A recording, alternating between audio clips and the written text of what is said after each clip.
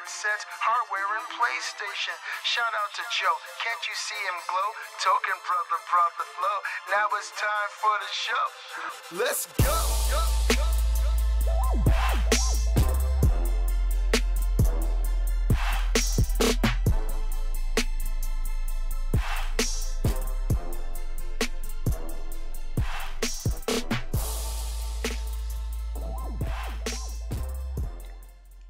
Oh, so precise. What's going on, guys? Welcome to Revolver Live, the gaming podcast that says forget the past. The future belongs to the nerds. I'm the Beastly Gamer. Welcome back to the show. This week, I've got three of the best guys I've ever known in my entire life, starting with Mr. Wilson. How you feeling this week, my friend? I'm feeling good, man. Glad there's a show this week. If you don't know what we're talking about, check out Twitter's recent Twitter troll posts. But other than that, man, I've been having a good week. I've been watching Overwatch League, earning some credits so I can buy all the Hanzo skins. They're only giving me like 2 credits at a time, so they're kind of cheap. Other than that, I have not been using Zim in Overwatch at all as Hanzo. Nope. Haven't been doing it. You are a man of moral compass. I like that, Wilson. You've got all that power in your hand, literally, and choosing not to use it. That is a man. You have dignity, my friend. With great power comes great responsibility. Absolutely, Peter. And I've been abusing the shit out of it. I'm not gonna lie. Oh. Well, thanks for tuning in. It's awkward now. I'm not mad. I'm just disappointed. I mean, Captain, you've kind of gone full scumbag as well. Like, you've gone Hanzo with a Zim. Like, the double layers of douchery. You didn't think you'd get any lower, man. A whole new level here. Get on my level. Hanzo was always a difficult character for me to actually get to wrap my fingers around. It seemed like a character with a higher learning curve with the way that you shoot that bow and whatnot. So the fact that you play with him, you love him. To me, that means that you're a very dedicated player, and you're good with him too. So he's attractive as all hell. Yeah, I agree, put man. that out there. Shoots dragons and he's attractive. Got a nice like tattoo. Ski suit Hanzo with the little nose piercing. It's the only one I don't have. I dislike you even more. Damn. Speaking of the one we dislike, Gary. Hello. How you doing this week, my friend? For the people who don't know, yeah, we had some drama. Everything blew up.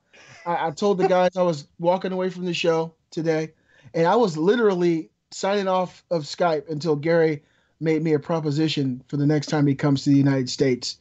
And he said he's going to do some things for me, and actually I'm here to stay. So thanks. How you doing this week, Gary?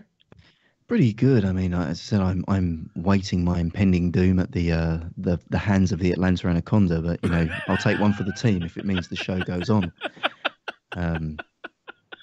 Yeah. Never say no now, Briar. He looks afraid. I am. We can never do the Revolver meetup. My poor heart can't take it.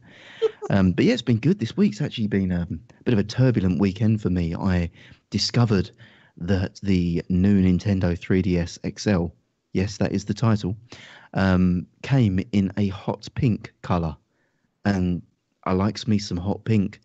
On the way to the store to get it, happy as a little Sandman. I had money in my pocket. It's about 90 minutes drive, right?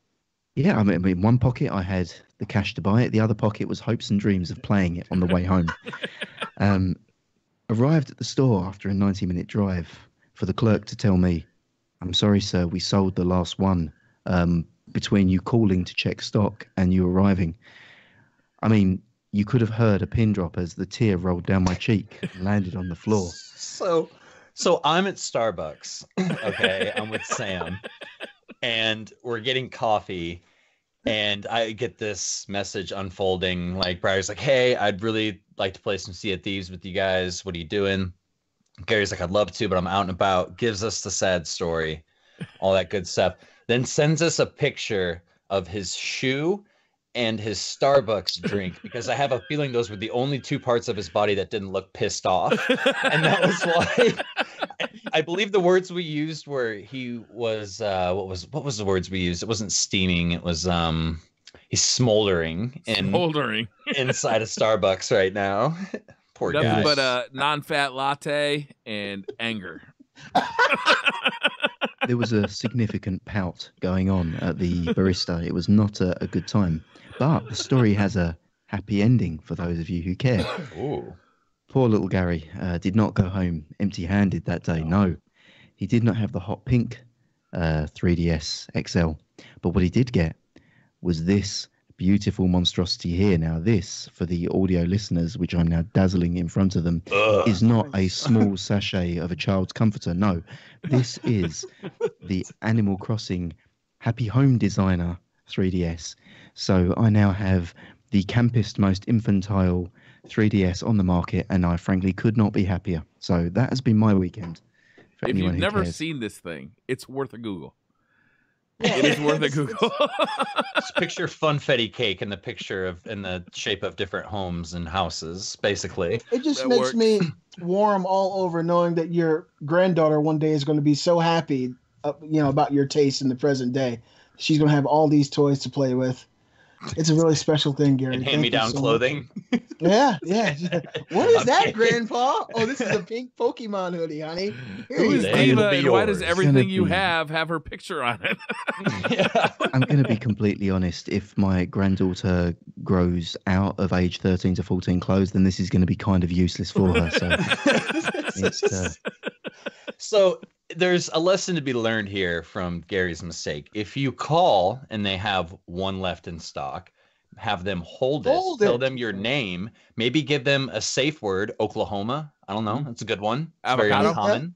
Avocado always works. Avocado works good. And secondly, he also informed us that he had plans to mod his 3DS to put little blue laser cut decals on there to make it more diva-like. So he was showing ownership before he possessed the item. That's called counting your chickens before they hatch, Gary. I'd rather you didn't pick at scabs and open old wounds, Wilson. I'd kind of moved on from that. I'd made my peace with the loss of the Diva 3DS. And now we're almost even. Now I'm slightly less mad at you. I'd hedge my bets with the small child's comforter pattern on mine. It is kind of it is kind of messed up that we're messing with Wilson this week because it is his birthday on Tuesday. It is. So that's right. Happy birthday, Wilson. You're a young-looking man, Wilson. I mean, if I had to guess your age, no kidding, I'd say 26. If I had to guess your age by the way you act, I'd say 15. That's what most people say about 15, me. Like 16. Yeah. That's what someone last week said. Wilson sounds like every other 20-year-old I know, and I was like, thanks, I'm about to be 34. But last night I had a conversation with my oldest son, Brett, who's 16, and he acts like a 16-year-old, traditional testosterone-filled male, sits in the bathroom for an hour, throws towels down at the bottom of the door so people can't see what he's doing, comes home and plays Fortnite all weekend. And I'm going over these changes I want to see him go through over the next couple of years. And during this whole diatribe, this whole speech, I had to break some truth to him. I said, son, you might be surprised, but I'm a fucking kid too. And I am. I'm just a kid who's gotten older, taking a lot more naps. But I had to break it to him that, we look a lot older and we gained some weight and we got hair in strange places, but we're fucking kids too. And like you said, Wilson, some of us act more like children than others. And I'm proud to wear that badge, my friend. It's very, very the only thing that's really changed for me is the frequency and the veracity of the jacking off. Again, it's just now it's more of an infrequent thing. Sometimes I think I've got the house to myself. I could do it nice and early, and then the day is my own. But you kind of just sometimes can't be bothered to. You think, oh, I'm gonna get hot. I'm sweaty. I'm gonna hold myself up. That's what no I one's like what Joe Rogan. I like what Joe Rogan said about it. He's like, no man gets done jerking off, and it's like, yeah, it's more of like a. I thought I was over this sort of thing. It's like, and there's nothing worse than the wife catching you. She's like, why was this door locked? And you play dumb. You're like, what the fuck? The door was locked? I told you that was... You're right. I'll be right back, honey. I'm going to find you lock the door. Like, No. Your wife always knows when you did it. They give you a look. Like, you walk past and they just look at you like, and you're like, hi. Or like in that situation, Wilson, when they ask you why the door's locked, you always blame it on a ghost. I swear, before I went to the bathroom, I thought you walked by here. That wasn't you? Oh, shit. And you go we got to move. You grab the Bible, put it to your chest, and start walking through the house. It takes. Look, there's ectoplasm right here. It comes in various colors. This one, traditional. And that is how Briar got the college nickname Slimer. Same color as his green screen, yes. Should probably get that checked out, actually, Briar. Gonna be honest. And last, but certainly not least, Mr. Briar Rabbit, how you doing this week, my brother? Yo, speaking of things that I'm deeply ashamed of, I have been sucked into a hole of anime all week. My wife, unfortunately, walked in on me watching. She walked in on me watching some anime. She tweeted about it. She publicized my dirty shame, my private shame. Yeah. And I gotta say, I'm not proud of it. It all started. My kid had the day off. I decided let's check out this this movie. It's a live action movie called Full Metal Alchemist. Ah. We turned it off within 2 minutes because it was so fucking god awful. Like, it was really bad, right? Wait, the cartoon or the live action? Live action. Okay. Live action. Okay. Okay. I can see that. I've So, heard it's a solid 6 out of 10, but I loved it. to you each your own. but Loved it. it made me curious, like, what could have inspired something so horrible as this? Like, I've got to at least do some investigation. Be gentle here. Great anime, Brian. About 30 episodes later, Whoa. it's 2:00 in the morning. Yes.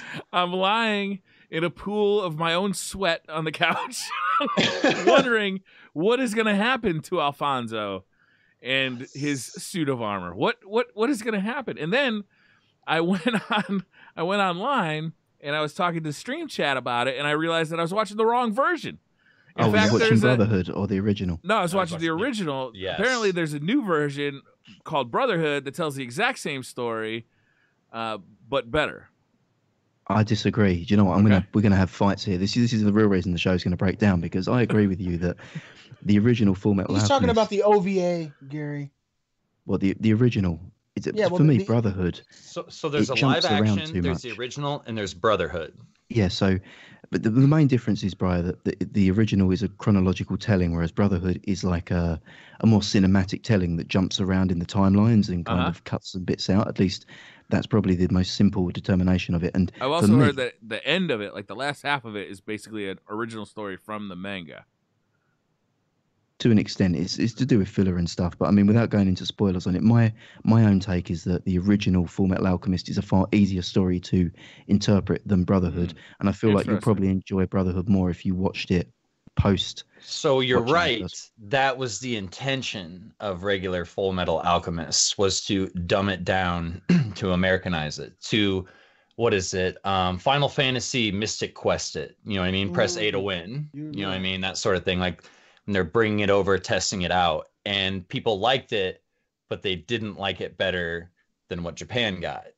You know, they didn't like it. They would rather watch that with English subtitles than what we got. Absolutely. So Brotherhood was more of what the actual story was supposed to be. So what's so I weird think to Brotherhood's way better. What's so weird to me, right, is I watched 59 episodes of this story and the movie, which I had to sign up for Crunchyroll to do. Another secret shame. You watch Your it dubbed kid's as well, awesome, then. Briar. Your kid's awesome. Chain reaction, motherfucker. Oh no, my kid has nothing to do with this. This is all on me. This is all on me. Oh god. And then, you know, as I finished the movie, which is a continuation of Full Metal Alchemist, but like really, like, kind of not at all related, basically. Kind of, Like, yeah. all of a sudden we're in pre-war Germany in 1920 something. Like, what the fuck is going on here? So then I start watching Brotherhood. I'm like, wait a minute, this is the same fucking show I just watched, except they just redrew everything. Even the actors sound the same. It's Like, better. why am I watching this again? It's better. Brotherhood is, in my opinion, way better. It tells a way better story, way more in depth. You get more look into who's behind creating Philosopher's Stones, why they want to create Philosopher's Stones. Whereas in the original, there was just kind of a bad guy, and then a guy that was portrayed as a bad guy, but who wasn't. And that's pretty much your end game boss. This was like some Swallow God level of planning. You know what I mean? Like that's Sure. the main antagonist. Is what he wants to do is quote unquote swallow God. And that's just way more of an interesting story than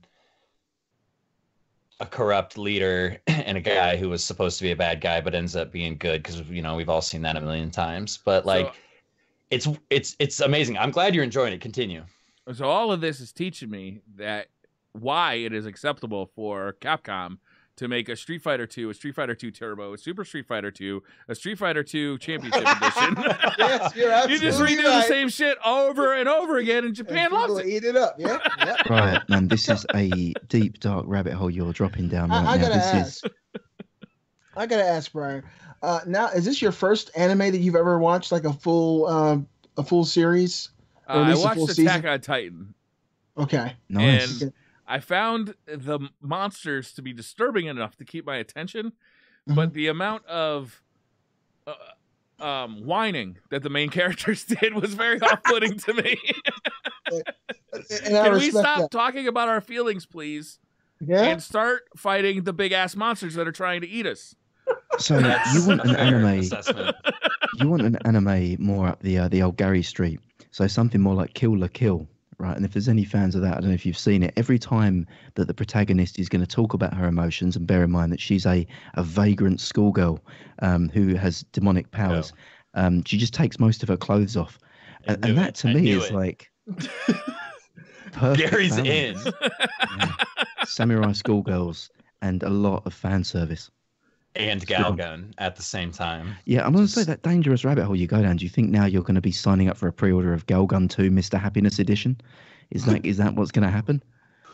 Does Yes. it come with a screen cleaner in the shape of panties? Do you know what? I was going to actually save this until my pre-order arrived, but the game doesn't come out for a couple of months, and I think this is too good.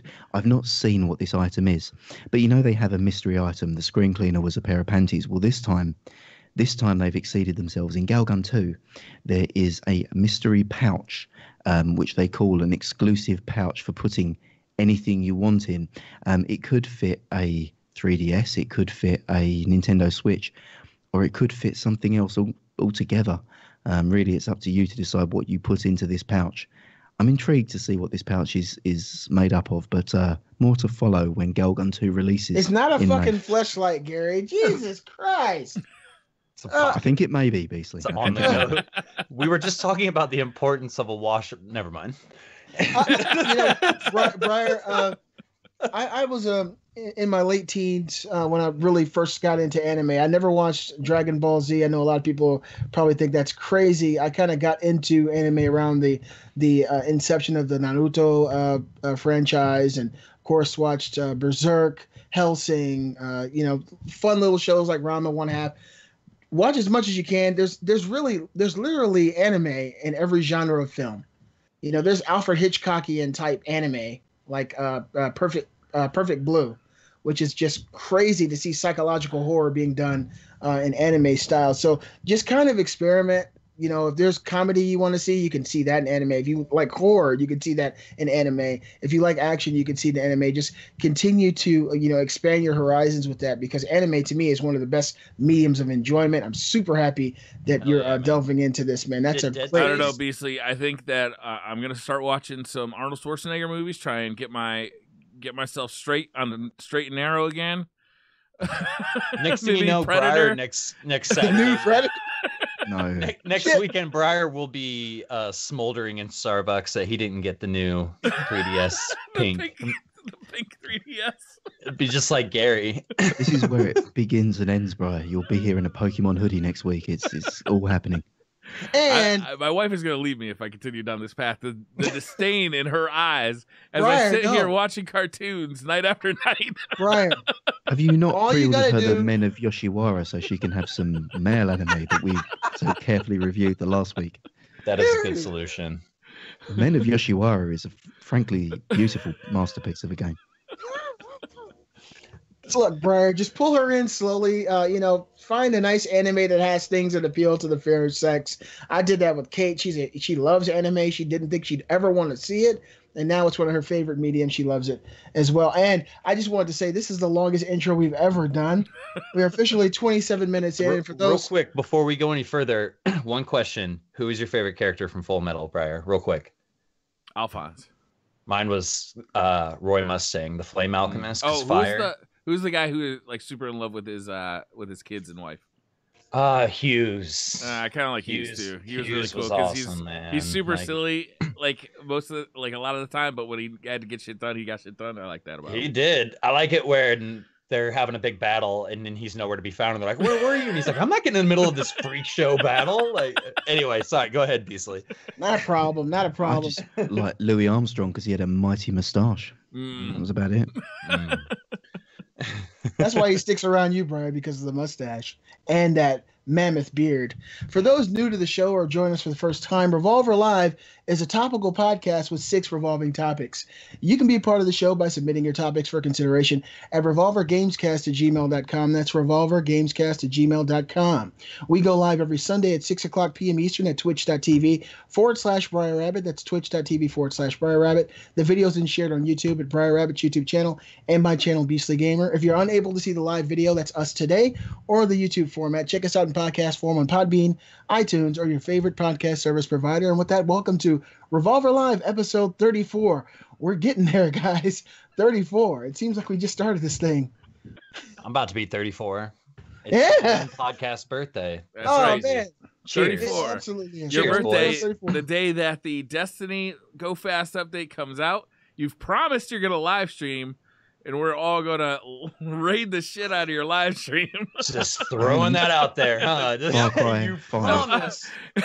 You promised. I did promise. It's gonna be awesome. I'm ready to go fast. I'm ready for hand cannons that shoot better. I'm ready for more supers and good times with friends. It'll be great. Just real quick before we start, we got some great topics for you guys today. But Fantios made a really funny comment about Briar watching anime, and I can just see this in my mind. It says Briar quickly pulls up a porn tab when his wife walked into the room just to make sure she's not watching anime. It's not that bad, Briar. It's not that bad. I mean, Every time I come in, you click away. if the cartoon characters are fucking, it's not anime, Briar. True. That's all up to interpretation. All right. Anyway, our first topic, Briar. We're gonna transition. We decided to double head. We're running train on this bitch. You've got a topic, and I've got a topic on Sea of Thieves. Oh, that's And right. You want to talk about the Metacritic scores? You called it the Destiny of 2018. What do you mean by that? By what I meant by that is that playing and enjoying Sea of Thieves right now. I got to mention to the live stream. I did lower the bitrate, so it should be a little smoother now. Playing Sea of Thieves right now very much gives me the same feeling that playing Destiny did in the early days of playing Destiny, right? Back in 2014? 2014. Yeah, 2014.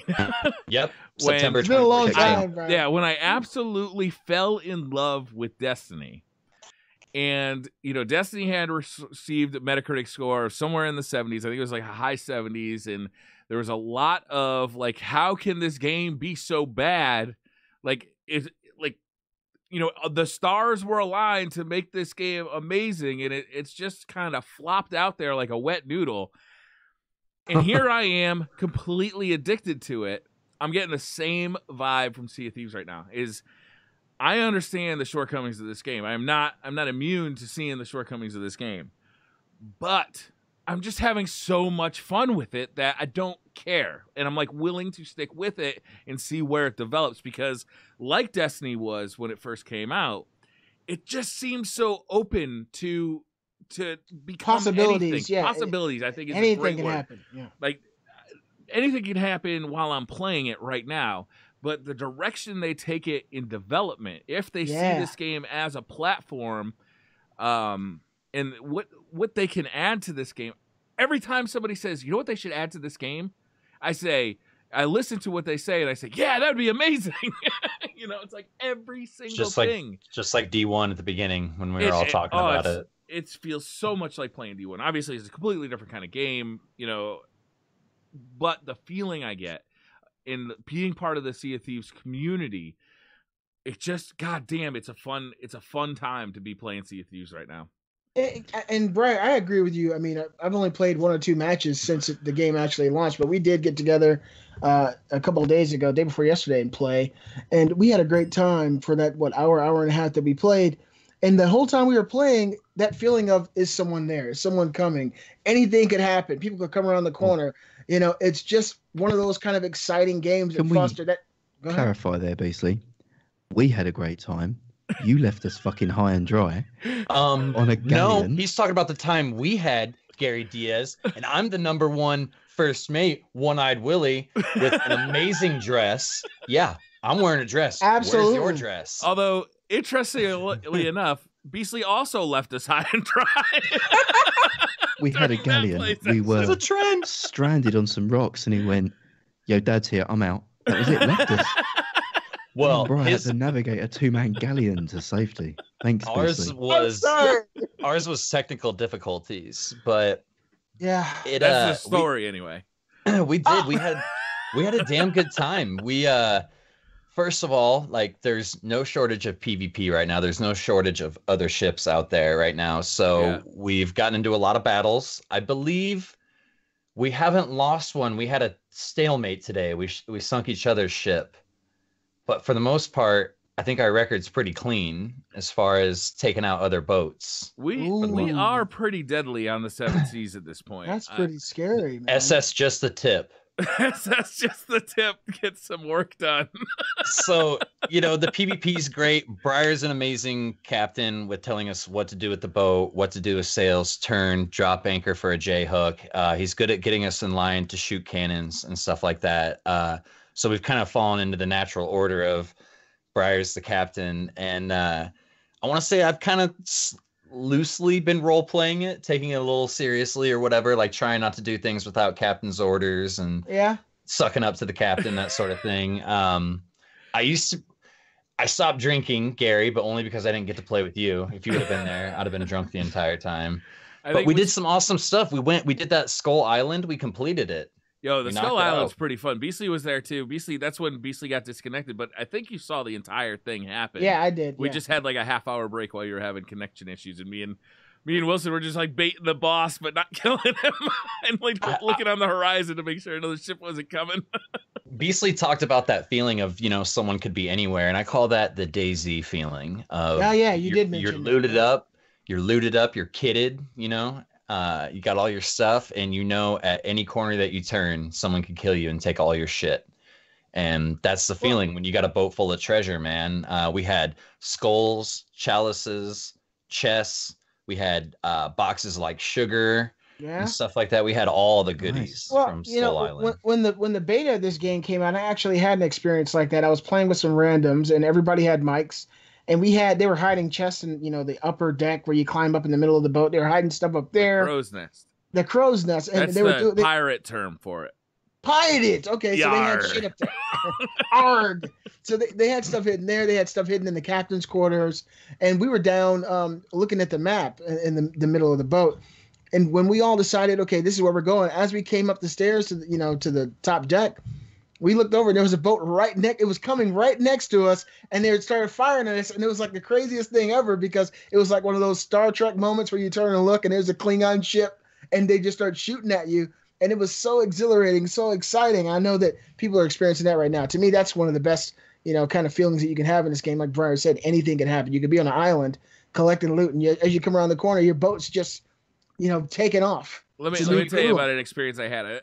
Anybody who watches the stream saw this happen. I think it was on Friday. Is I got off a boat to find a chicken. Right, my quest was go find some chickens. So I jump off the boat and I'm looking around for a chicken, and there's just a dude, like a random player, like just kind of chilling on the island. We both see each other at the same time, and we immediately start firing at each other. Right. I chase him for a little bit and kind of lose track of where he went, but realize, shit, he's got to have a boat. If he's here, there's a boat too. So I jump in my boat, I circle the island, and I see their boat, but they were still looking for me on the island. So I just start pummeling their Destroying boat. their boat. Yeah. And like they dropped, I want to say 5 or 6 chests, right? It's like then they came, they came out, they got on the boat, and they started to sail away. But by the end, it was too late. Their boat sank while they were trying to sail away. They jumped off their boat. They tried to board my boat, but I knew exactly where the ladders on my boat were, so I just stood over the ladder with a blunderbuss pointed at the top, right? And I just shot them as they came up. And then I drop my anchor. I start grabbing all their loot out of the water, and then I see them coming. Like they had grabbed another boat. They respawned, grabbed another boat, and we're just beelining it because they wanted their loot back. Like it was such a fun experience. And I was just playing solo. It was such a fun experience. It was so high tension that, like, man, I gotta say I love this game. So you played solo and you beat a team? It was a team of 2, but I'm taking galleons down solo. Wow, Briar. Yeah. Bro, it's like a fucking rabid pit bull when you let him off the leash. Captain Redbeard, destroyer of the high seas. That's why we follow him. We don't follow him because he pulls off 1v1s. The thing about the sloop is that you're so much more maneuverable than the galleon. You've got a huge advantage because you can stay out of their firing lanes, right? You just got to slip around, and it's especially if they're parked and looting an island. You just roll up, you drop anchor behind them, and start fucking peppering them with cannonballs, and they're sinking. Right? They're going down. Damn. And then all you got to do once the galleon sinks is take care of the players, and they got to respawn on an island, not on their boat anymore. So, in terms of additions to this game, because you spoke around people wanting to add stuff, and you were talking about the game being open wide to improvements. Rare have actually already spoken around their desire to keep it as a what it's called, like a horizontal progression game. They don't want any vertical power progression. So 2,000 hours into the game will be the same potency pirate as someone who's just stepped foot into the game their first time. So you're on equal peggings, and the intention there is so that it's a game that anyone can step into, and your experience and your power comes from knowledge of the high seas and knowledge of how to react in a circumstance.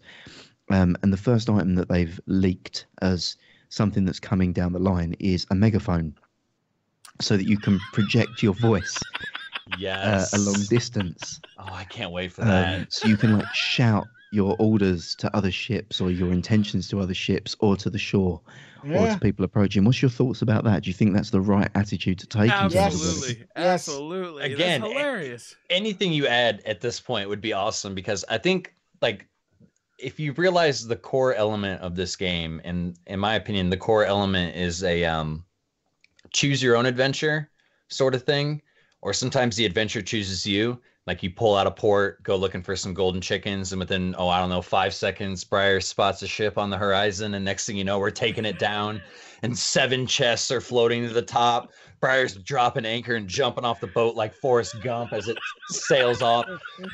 All this crazy shit is happening, and sometimes you choose the adventure. We're going here, we're going to do this, and sometimes the adventure chooses you. But as far as additions go, the megaphone would be really cool. I mean, you could add anything at this point, but I think it would be really cool if they added a grappling rope mechanic. Yeah, so you can pull another boat that you could shoot or tow behind it. If you shoot it and out of the cannon and land a successful grapple, you're then towed in behind it and keeping the exact same pace. And then if you catch the wind just right, you could probably go faster. So Wilson, on that topic of the grappling hook, I guess it's a good time to tilt onto the next part of our topic on Sea of Thieves, which is our wish lists and things that you want to see. So the only rule I'm going to add to this discussion is that Rare have already made it very clear this is a linear power progression game. You're not going to be able to be stronger. So talking about skill trees and things of that nature, and ability to unlock stronger weapons is not going to fly. But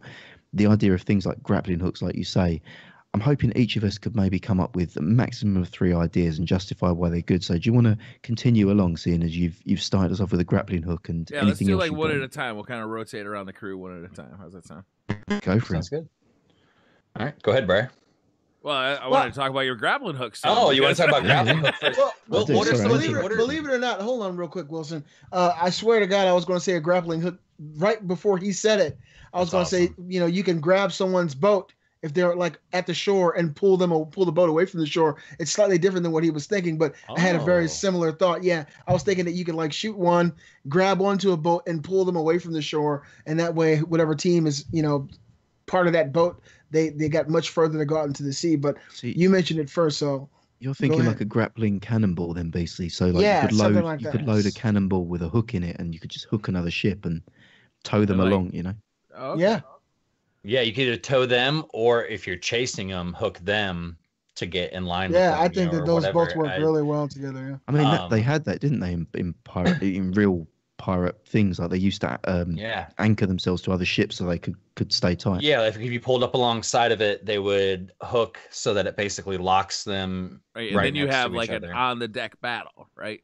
Yeah, and you could like drop like your plank would extend, or you could have one that drops down so it would connect you to the other one. Because they used to do that kind of stuff with like ladders and ropes and like anything that helps you get on the enemy ship or interact with another enemy ship in the form of a grappling hook, rope, ladder, bridge, anything of that nature would be super dope. I like this idea a ton because it's going to create more like sword battles and blunderbuss battles on the ship decks, right, to like control the ship. But I'd want it limited in range so that you actually had to be close, use some seamanship to get within range and like lined up. Both boats have to be going the same direction. If they're crossing like this, then they would just break. Like I want some seamanship to be involved in actually making this happen, and maybe you could only throw it so far. So, you had limited reach. Maybe you had to have like 2 or 3 of them land before they were effective. Otherwise, they'd break. But yeah, I think that would be awesome because what I do like about the game is there is a significant skill to piloting the boat or to driving the boat or sailing the boat. And I wouldn't want to see him. And because there's not a whole lot of skill in the hand-to-hand combat, I feel like I wouldn't want to see the skill of the boat, the sailing, taken away too much. Well, one thing I was thinking of, but I don't know if this would fall into line with the way that they're progressing in this game, but maybe items that you could win or pick up throughout the game, maybe a flute that you could pick up, maybe a special type of item that if you're playing this flute and aiming at a particular boat, you can summon like an octopus to grab that boat to come up underneath summon the Kraken. You want to release the Kraken on these motherfuckers? Something like that, a special type of item that maybe is a rare item that you might get during a drop or something you might get for selling a certain amount of items. Like how the messages in a bottle work where you just kind of randomly find these things. What if this, Beastly? Imagine if you could use this thing, but it was 50-50. It would summon that Kraken and attack you or something. That's even better, Brian. It's like a 50-50 shot. You can't control the Kraken. All you can do is get his attention. It reminds me of the idols in Conan the Barbarian, the open survival game. After a certain town had pulled so many resources together, they could build like a shrine that would summon a massive deity, like a snake or like a Trojan warrior or something. And it was this giant would basically just romp through enemy towns and just level them or whatever. So it would be something kind of similar, but maybe not as broken. Yeah. I like the 50-50 idea. I like that. I like the idea basically of like what you said, looting. And I think Tefty said it on the DCP as well, Briar, that it'd be nice if there was more world acquirable items, even if they're cosmetic. The fact you could get like a unique pirate hat that's only available on certain locations or randomly found or in shipwrecks. Like an old diving helmet or some shit that you could just find that was only available in a thing. No effect on your character, but just cool to have. Briar, do you want to go or do you want me to hit my next topic up? So something that I'd like to see, the number one thing I'd like to see, in fact, would be persistent base building. So for me, I think, what do kids like? Minecraft. Why do they like Minecraft? Because it's a place to hang out with their friends. Well, what's Sea of Thieves, really? It's a place to hang out with your friends. It's just something that anyone can jump in and play.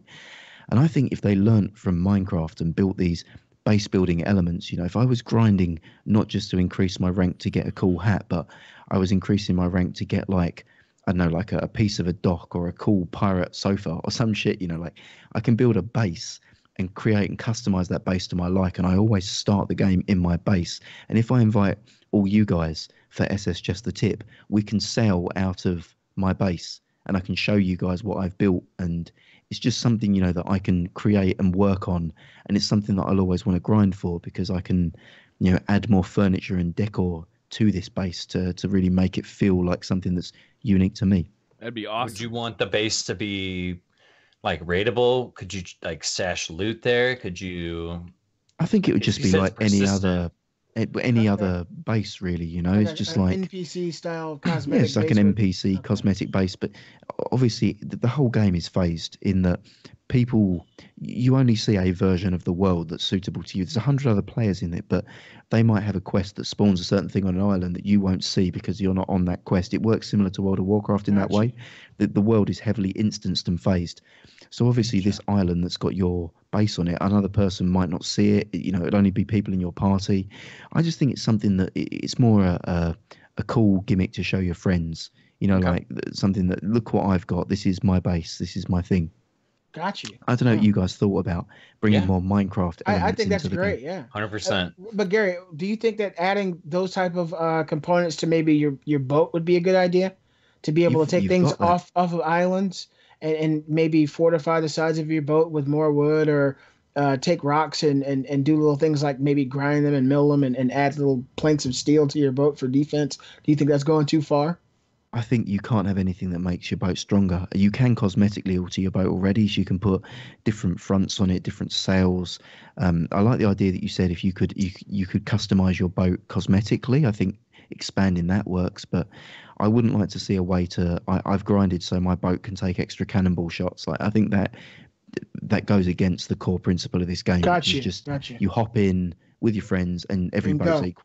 You mentioned the cosmetic, you know, how they normally have some sort of a ornament on the front of their boat, usually like a woman, you know what I mean? Yeah. A naked woman.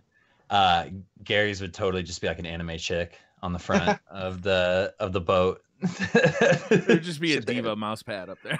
Yeah, diva butt mouse pad. Just some panties hanging from the crow's nest. That's it. It'd be the sails. It'd just be giant panties. My first suggestion would be ghost ships. I would love to see Yes. Nice. on the seas, like random, you know, this is a completely random thing. Every once in a while, the skies will darken, you know, like the water will get black, and all of a sudden, like this, you know, glowing, you'll see these glowing eyes in the distance, and as it gets closer, you realize it's a ghost ship, and, you know, it's got 8 cannons on each side, and it is just absolutely, it's filled with skeletons or ghosts or, you know, whatever they want to put for characters on there. And But if the you loot is survive, amazing.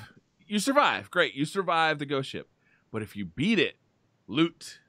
You get the loot from the ghost ship. What right? about? I like that idea, but what about if it fully ripped off Pirates of the Caribbean and it just came out from under the water, just surfaced near you? You I know, like just Or from the sky.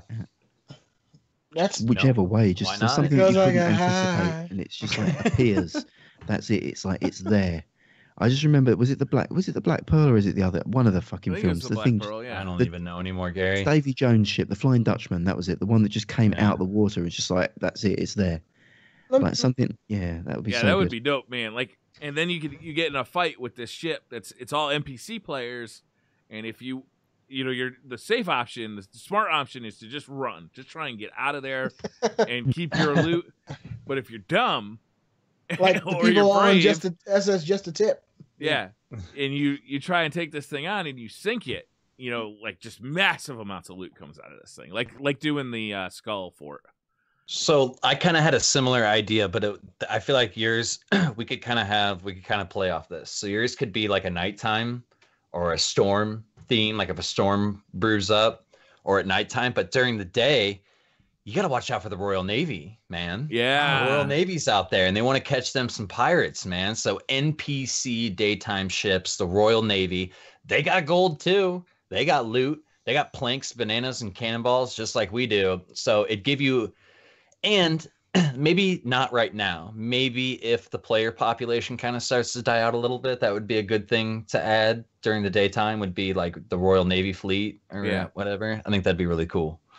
I think it's cool I to have anyway, even with like a busy sea. If there's like pirate hunters out there, because I mean, did you see That's the what I was gonna preview? say. You could work for the Royal Navy. You could do a 180 The, and be a pirate hunter. the preview of I forget what the fuck it's called, Black Flag or something, whatever the new Ubisoft game is, the one that's like basically the Black Flag ripoff that's just pirate combat. Yeah. If you watch the E3 preview, they had that where like it was ship to ship combat, and then every now and then randomly the like East India Trading Company would come in, and it's just basically get out there as quick as you can because these guys are like super heavily armed, and they'll just kill you and like take everything you've got. So I like that, Wilson, how that could be like an impending threat that if you see an enemy ship, you go for it, but if you see these guys on the horizon, you're like, fuck that.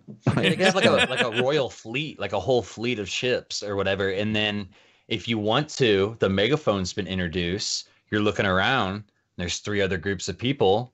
You can get on your megaphone and say, yo, the royal fleet's here. We can either all get shit on, or we can shit on them and either share the profit or stab each other in the back once that's yeah, that's that'd what be pirates cool. do. Love That'd it. be really cool. Just an impending threat, like the Royal Navy has heard that there's piracy in these waters, so they've dispatched a fleet to, keep you guys in check. So you can either work together or Do what pirates do. crumble alone. I like it. All right, so And the megaphone my next, would help with that. Would. I got 2 more ideas, but I think this one here will probably win the day. How about if you're out on the sea, you got your group with you, and you start to see something out in the distance, it looks maybe like a mirror or smoke, but you can tell it's not a cloud, and they have like this dynamic where you go through the or something like the Bermuda Triangle. Ooh, I'm down with that. And then when you go Realm? through it, you end up at the island of Atlantis. Or just any lost island, or Any just place like that that's just Yeah. kind of a mythical land that people hear of, and maybe lore and you've heard about in history, and possibly things that are So real let's take or it a step fake. further. What if once a month, because this was going to be one of my things, I don't know if we'd have time to get to it. What if there was like a monthly event where something like that happened? Like, hey, somewhere on the map, something similar to the Bermuda Triangle has popped up, and if you find it, you go to a lost dimension where there's other lost boats full of treasure, where Ooh. other people Like got the lost at sea. lighthouse. And of it the was sea. and it's like a monthly event, or 1 month it's that, next month it's sea monsters are all over the place, or the next month it's the Royal Navy is in. Yeah. I'd like to see like monthly events that maybe last like It's a week. something like that's something that they kind of said they were gonna do, and then the first one is outside the game, like the quest for the golden banana or whatever. It's not actually an in-game quest. It's like outside the Really? game. You had to like, Yeah, it's You're like an ARG. yeah. So Uh, like, I was kind of looking forward to like, what are these like gonna like weekly events or monthly events Yeah. gonna be? Hopefully they're not all outside the game like that. Needs to be I mean, in game. there's so Yeah. many options for that idea, though. Going through these like little warps, you could go. Imagine taking your boat and going through the future. And- Or there's yeah. like a giant whirlpool that takes you down, and now all of a sudden, like your boat, you're not navigating the wind current but the water current or whatever, Yeah. and you have to get to just little things that could just change and the it, dynamic of the game. Yeah. and it's not just like maybe you're sailing and you happen to stumble across it, but maybe there's like certain things that you got to do to find out where that location's going to pop up. Like it's not just going to pop up and show everybody where it's at, you know what I mean? Like So kind of like how the Skull Fort does, but like it needs to be like you either discover it by accident or there's like things that you need to do to proc it or whatever. So I've got a couple more. I don't know how many more we can do, but one here that I'd like to see is I don't think there should be skill trees. And I don't think there should be progression because, like we said, everyone should start at the same point. But what I do think there should be is, like you said earlier, Wilson, that everyone seems to fulfill a role. Like Briar's the captain, you're like the wench. Everyone's got a role. I don't think we ever discussed my role. And You You're put the on the wench. dress, Wilson. Look, no one knows they're the wench. They just are the wench. It's not a role you choose. it's on the wench. It chooses you. Right. So wouldn't it be cool if when you've got the infinite pirate generator at the start where you pick your pirate? Wouldn't it be great if there was a level below that where you picked your pirate and now it's what pirate am I? And why I say that is the game works best when people pseudo role play and they're like, you're the driver, I'm the sales, you're the thing. Wouldn't it be great if there was one unique trait that you had, and that's the one thing you cling to? So whenever I join a match-made game, if I join up 4 people, they're like, what are you? Well, I'm the captain. What are you? I'm the so-and-so.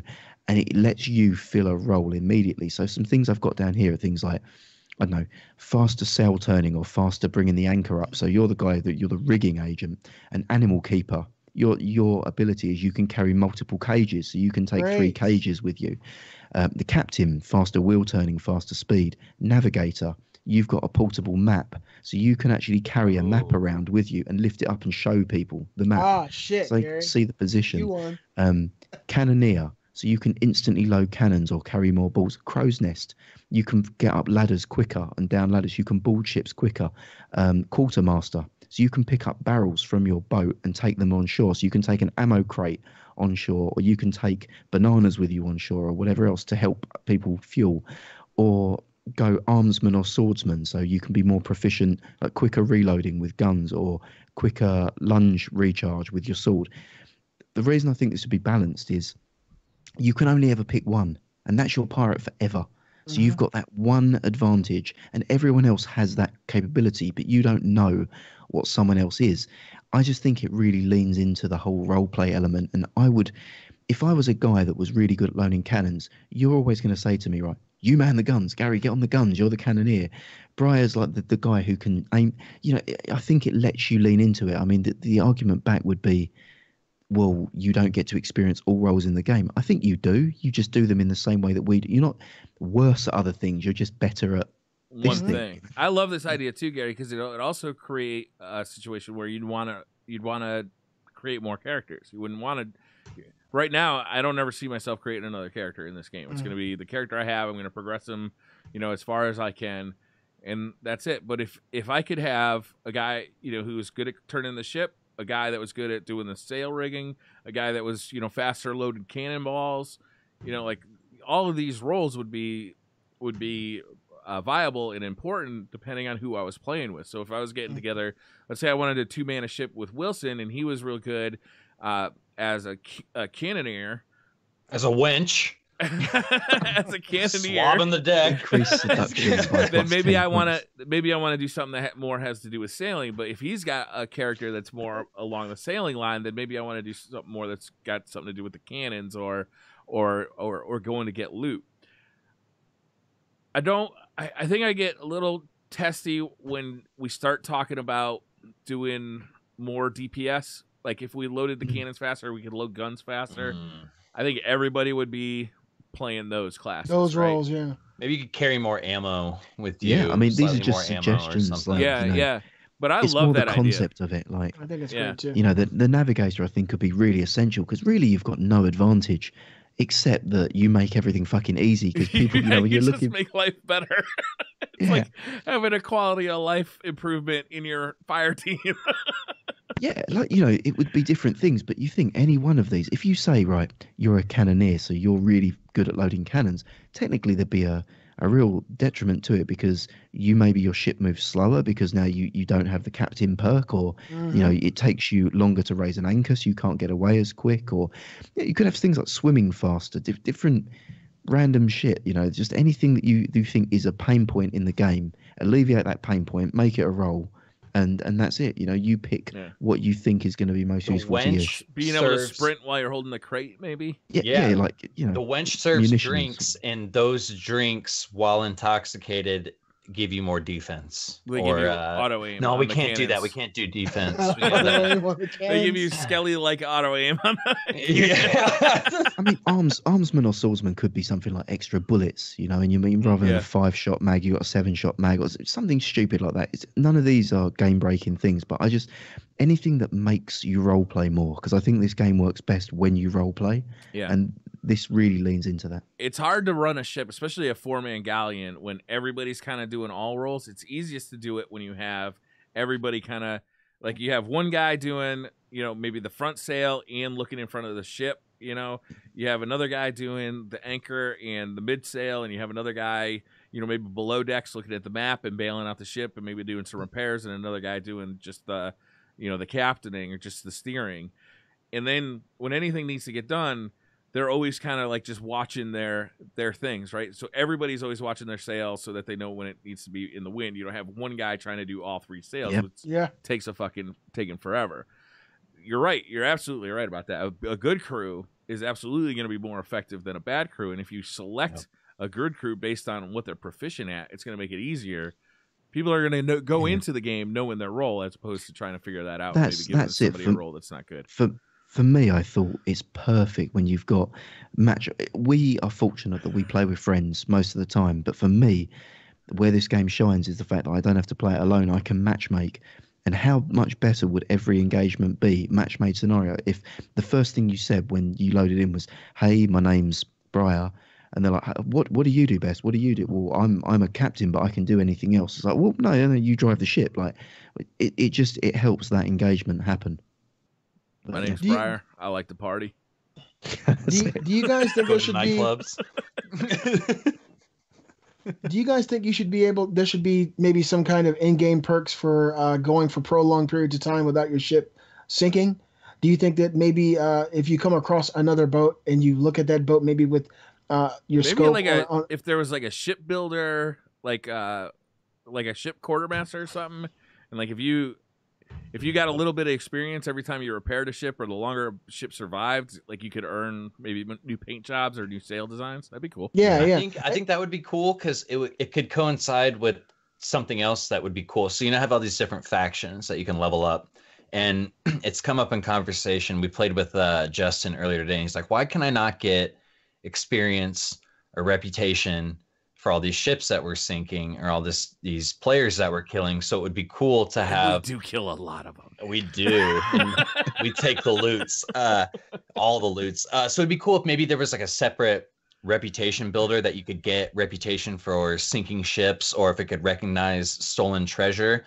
And then Beastly, you could get a bonus to your reputation if you haven't gotten your ship sunk or any treasure stolen or anything of that sort. So that would kind of coincide with what you were saying, but not. I'm also thinking though that if you're pursuing another ship, another group of pirates, and you scan their ship maybe with your scope on a particular setting, you can see how long that ship has been sink free or how long they've been, on this course without going down. And the ability to name your ship so that you could look at that and be like, "Oh, they see us." There is like over the captain's quarter, there is a plaque.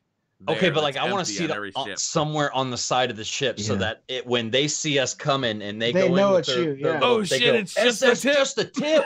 Just the tip. Just the tip. There's a barrel on the front of that son of a bitch. You gotta spell it like just with like an apostrophe. Like stupid fucking boat people do. Yeah. I got another one.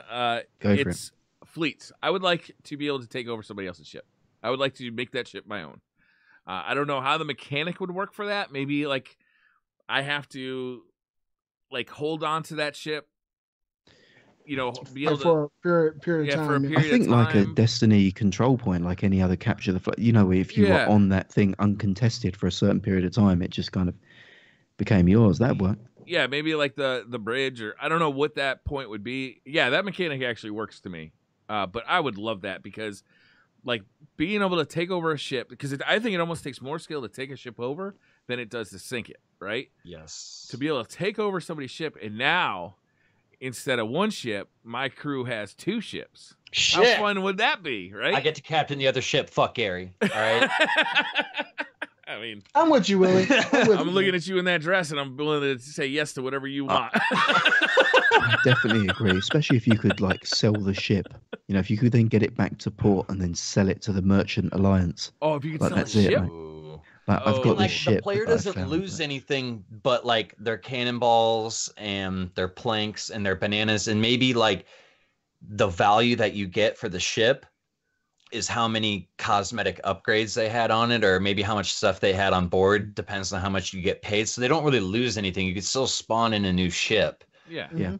But like, yeah, that'd be cool, man. I'd be down for that. again, it's that, like Briar said, that Destiny 1 feel of add it, I'm down. Like, Yeah, Capture it's so the wide zone, I open. think, works as well because people could, like, when they respawn, they've got another chance to interrupt your capture, and if they can fight to get you, or if if they see that your ship is being captured, they can get back and try to contest that point.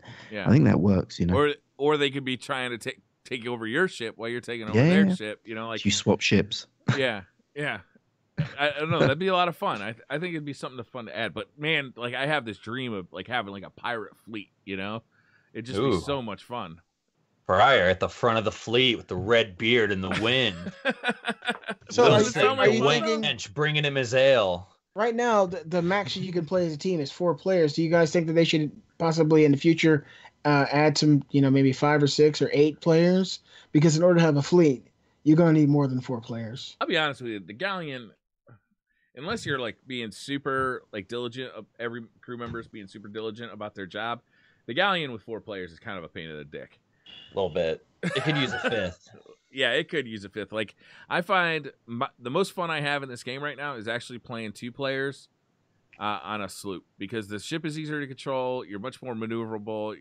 You get shit done faster. With the galleon, like the anchor is slower, navigating is slower, turning is slower. It's just going and adjusting all 3 sails is slower. And if you got one guy who's just kind of like, maybe he's super into, I don't know, shooting himself out of the cannon, and another guy is new to the game. He's new to the game. He doesn't know to be looking at the sails all the time. The galleon could just be somewhat overwhelming unless you're like everybody's really kind of on the job.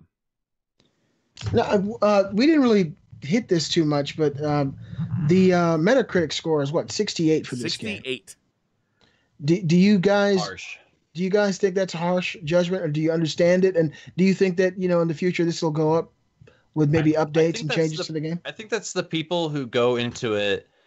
Like, here's the deal. Like, I played the beta. I know a lot of people did. Or, a lot of people had the option to. All you had to do was pre-order. You could cancel at any time. Mm-hmm. But anyway, I went into the beta and was happy with it. I was hoping that there was more. But Destiny has taught me to temper the hell out of my expectations. Remember last week, Destiny done fucked it up. I expected nothing more than what was in the beta. Yeah. And that's really hard to do. I had to tell myself that I wasn't interested in this game, that I had other things to do, knowing that I was going to play the shit out of it when it came out because I had a blast in the beta. But I wasn't expecting there to be anything more in the beta. It's your choose your own adventure game. If you're having no fun in this game, try getting some friends in. If you still don't have fun, then it's not for you. I totally understand how the single player experience could be off-putting, and just look at it as you're going to be getting cosmetics. Like Gary said, there's nothing that's going to tilt the power fantasy in that case, but you could make your own fun and adventures out of this. It's a blast. Yeah, it's a platform to play on more than it is a game. I think that this game was massively helped, at least in my mind. The value proposition was massively helped by Game Pass. And if you don't know what Xbox Game Pass is, it's a subscription fee for Microsoft that works out to $10 a month, lets you play, I think, over 100 Microsoft games or Microsoft and third-party games. And all Microsoft first-party games will be released day and date on Game Pass. So the first one that this happened for was Sea of Thieves. So for argument's sake, you're getting to play Sea of Thieves plus 99 other titles for a whole month for $10. During its peak player population. Yeah. So to me, and I know that there's the argument that you never own it, and, obviously that's $10 that you've lost after the month because you never see it again. But I mean, if you buy more than 2 games a year, though, yeah, like this is a fucking bargain. If you're planning on buying Sea of Thieves and one other Xbox State of game, Decay or whatever. State of Decay, I think it's gonna be $30. That's $90 right there. That's only another $30 to have 100 other games kind of on your ready to play. Forza, I was compared to going to I was compared to going to the movies. You're gonna spend way more. You're gonna have 2-ish hours of entertainment, and then you go home. I know movies aren't for everyone. It's like I haven't been to a movie theater in a while. I think the last movie I went and saw was the original Jurassic Park in 3D. Nice. So, but you just gotta look at it that way. $10 for an entire month's worth of entertainment. If you want to, you could sleep 2 hours a day and play that game the entire time for a month if you can swing it. You know what I mean? Like, so that's a huge value. It's even greater than that though. It's like the Play Anywhere. There's tons of games in this list from Game Pass or Play Anywhere. So I downloaded Gears of War 4 for the PC. That's on here. I downloaded 4 games total. Sea of Thieves, Gears of War, Halo Wars 2. That's Play Anywhere and Recore. I got all 4 of those on the PC, and these are all games I'd never even played before. And that's for $10 too. Yeah, $10. I mean, you really cannot beat that. Going back to the 68 Metascore too, is like the Metacritic score is 68. I think it's important to know what this game is. And when we played the beta, I did as much research as I could about what this game was and realized how vague Rare was being about what was going to be in this game. They talked about it in very broad terms. They like to show screenshots of it, but not actually say what was going to be in it. They like to allude to the Kraken. They like to allude to being a legendary pirate, but they didn't actually. There's no campaign in this game.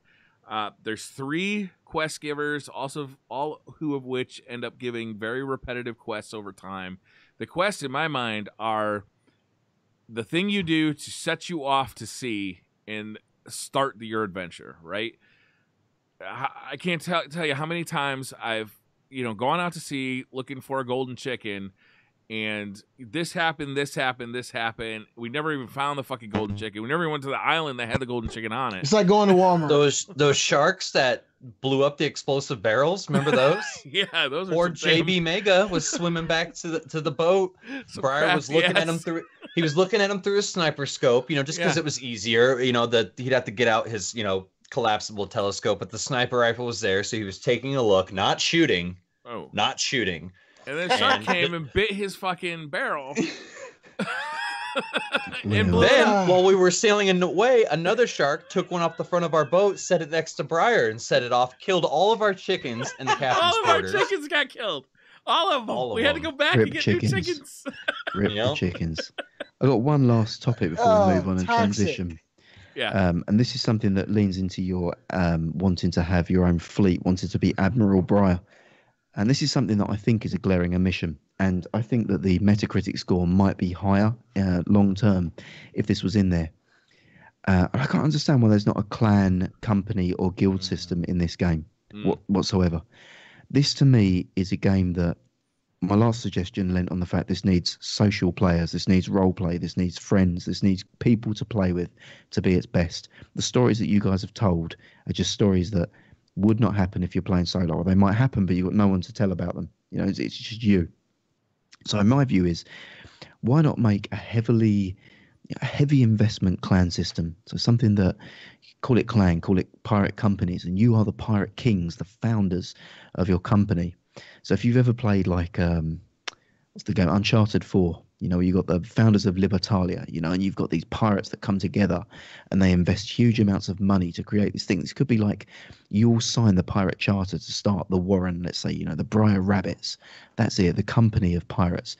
And you need all 4 of us to come together and chip 100,000 gold a piece in to get this charter signed.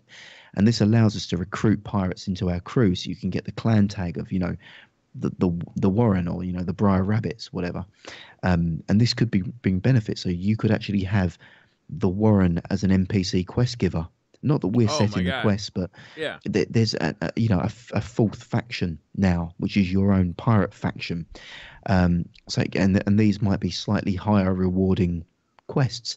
The benefit for you as a captain and why you do it is that you've got the notoriety of being the leader of this huge pirate company, so the social aspect. And again, I've seen this in other MMOs like Anarchy Online, where you can charge a tax to your clan or your guildmates. So when they complete a voyage, you might say, I want 5% or 10%. So you set what that's going to be, and then people decide if yours is worth staying there. Other benefits that I saw are something that you could have of being in a company is the whole base building thing. So you could create a company headquarters as opposed to an individual player one. So this is a company clan, so it's a place to hang out. So when you sign into the game, it puts you in this place, and anyone else that signs into the game, for your clan. like a social, like the tower, A clan hub. to the clan hub, and it's a place to say, you can start voyages from there, you can get groups in there. And the second thing that I thought would be really cool is something like a Monster Hunter SOS flare that other clanmates can respond to. So if you're a little tiny vessel and you're on your own and you get shot on by a galleon, or you see a skullfort there, you could send up a clan SOS or a pirate company SOS, and then everyone else in there gets an alert if they're playing. This person needs assistance. Do you want to join? And you could just go in and help them out and stuff. I don't know. I mean, there's just some ideas I'm throwing to start the conversation, but do you guys feel like it lacking a clan system is damaging the game long term? Well, I think it would add to the game long term if that were implemented. Like, it didn't occur to me until you started talking about how much I would enjoy that. But you put it in his mind, Gary. I didn't miss it, but now I want to buy it. It's Destiny 1. It's so new that I think that it's kind of hard to judge it right now. It's like you couldn't really judge Destiny, the week of release compared to what it was a year later, 2 years later, 3 years later. What I mean about damaging it, and why I wanted you guys to dig into that, was we have to disintermediate our experience of Sea of Thieves with the average person. So picture yourself that you didn't know any of us, and you're trying to get attachment of long-term players and people that are going to come back and want to play this game once a week. On a Friday night, this is the game that they play. Without a clan system being there and a way to meet friends and way to keep meeting the same people and keep talking to the same people, it's very difficult to get that engagement. So that's why I'm trying to get into, do you think it's damaging? Imagining a world where I don't know you guys is the most heartbreaking thing. Kill I can myself. only picture myself going onto YouTube and finding political videos that I disagreed with and just typing shit up in their comments and just just an awful fucking world. Really? Because you imagined it right before the show when you guys trolled the shit out of me. I just want people, out there. I want people to meet the same friends that we've met. We did this through, Twitch communities, which is an extension. It's a virtual clan, and playing with people like that. I think random matchmaking voyages and vessels do not do the same thing. No. I think the ability to join a clan and have the same 30 motherfuckers every week that you play with and you see, and that I know Briar because Briar's our fucking pirate king, and it's, oh my god, the pirate king's in the lobby, he's in the headquarters, you've got that note, paparazzi. It's that kind of thing. Like you are the pirate king and you're in the head. To me, I think the game is going to suffer long term because it doesn't have that. It doesn't have a community building aspect, which is so important to this game. Yeah. Oh, okay. So that's the final ruling, Gary. They're fucked. That was kind of the big part of D1, though. That kind of carried it. Was the clan system, man? If we're going back on this reminds me of Destiny, vaguely, loosely, sort of thing. The clan system carried D1. I mean, dude, I got on because my clan was on. Didn't matter what we were doing. I just wanted to be hanging out with them, talking shit, and having fun. So I want to actually address what you and Ash have been talking about in chat a little bit. Ash had the suggestion of he thought it'd be better if it was a free game, but had paid skins or paid cosmetic items. And I gotta say, I'm much happier buying a game for $60 and having earnable items in it than having a free game that I gotta pay for the items for. Because knowing my cheap ass, I'm not gonna buy any of those items, and I'm not gonna have any reason to grind in the game. Whereas, even though looking into this game beforehand, I was like, I'm not gonna want to grind for a fucking peg leg. Actually, I get into the game and I get a peg leg. I'm like, ooh, look at my peg leg! I'm a fucking pirate. Look at my dress. Look at my dreads. Look at my eye patch. Got dreadlocks now. He looks amazing. I look like a hippie ass pirate. It's so good. He looks like the Jesus pirate. Justin was like, "You look like a broke ass Jesus pirate." So your character has dreads now. I mean, you look like a. He's got dreads. He's got a dread beard. He's got an eye patch that's an Ace of Spades card, and then he's got a dress. Bezeled out. I've wanted to take it a step further. He's got Birkenstocks. Yeah. It really ties the outfit together. It does. I almost don't want to take it a step further. Sounds like it. Because Gary talks about the role play, you know what I mean? You get on a boat and the captain. Yeah. You know what I mean? You don't get on there and say, "Oh, is he the captain or is he the captain?" You know what I mean? I got to play the part of wench, and if that means wearing a dress, then fuck it. Play I your want roles. that. I really want the role. Like, I'd love the idea of the Pirate Kings, you know, the 4 founders. And imagine how hype that will be if you ended up finding one of them and going on a voyage with one of the founders of your pirate company. That'd And be you're amazing. like the navigator. It would just be like, you know, I don't know. I want the pirate fantasy. I love the game. So we still we don't could really talk know about what it the all night. legendary pirates are going to be, right? This might be answered in those things. And I mean, there's been streamers that have been mainlining this game, like King Athalion, shouting him out because I know him from the community. You know, there might be others, but I think he's really far into the game. He's like in the 40s, isn't he? And each of the, Yeah. and he's not a legendary pirate yet. So for the average player, that's a long-term grind to get to that Yeah. thing, I guess. And then once you level up, we still don't know if there's going to be like skill-based quests that you got to do to become legendary. Like we really don't know what the end game is going to be like, which also bothers me about those scores. Is like, how do you score a game when you can't possibly have played the whole game? No. True. It's But like yeah, judging that's- Destiny before doing the raid. Oh! Yeah, Sorry, that was a big debacle. Very All right, true. let's stop talking about Sea of Thieves. Talk about something else. I think we should talk about why I'm drinking so heavily tonight. And Let's that, talk about that. that is, I mean, I've got my buzz on. I'm feeling a little bit lively, and that is because this week, PlayStation España officially confirmed that the PlayStation Vita had been discontinued. Pour one out. I I'm need not That's going to it. pour this on my Fill lap. You for- thought I was going fill to, up for but I'm just, that's awful. I'm letting that message resonate. I'm also letting Beastly bastardize the moment with his. Oh, he's got the cheap yobo. tats. It's been I need too someone long to hold since my we've head seen up. the Yobo. Look at him caress it. It was a good day. It was a victory for the yobo. It's When never last- too long Another never Sony too platform.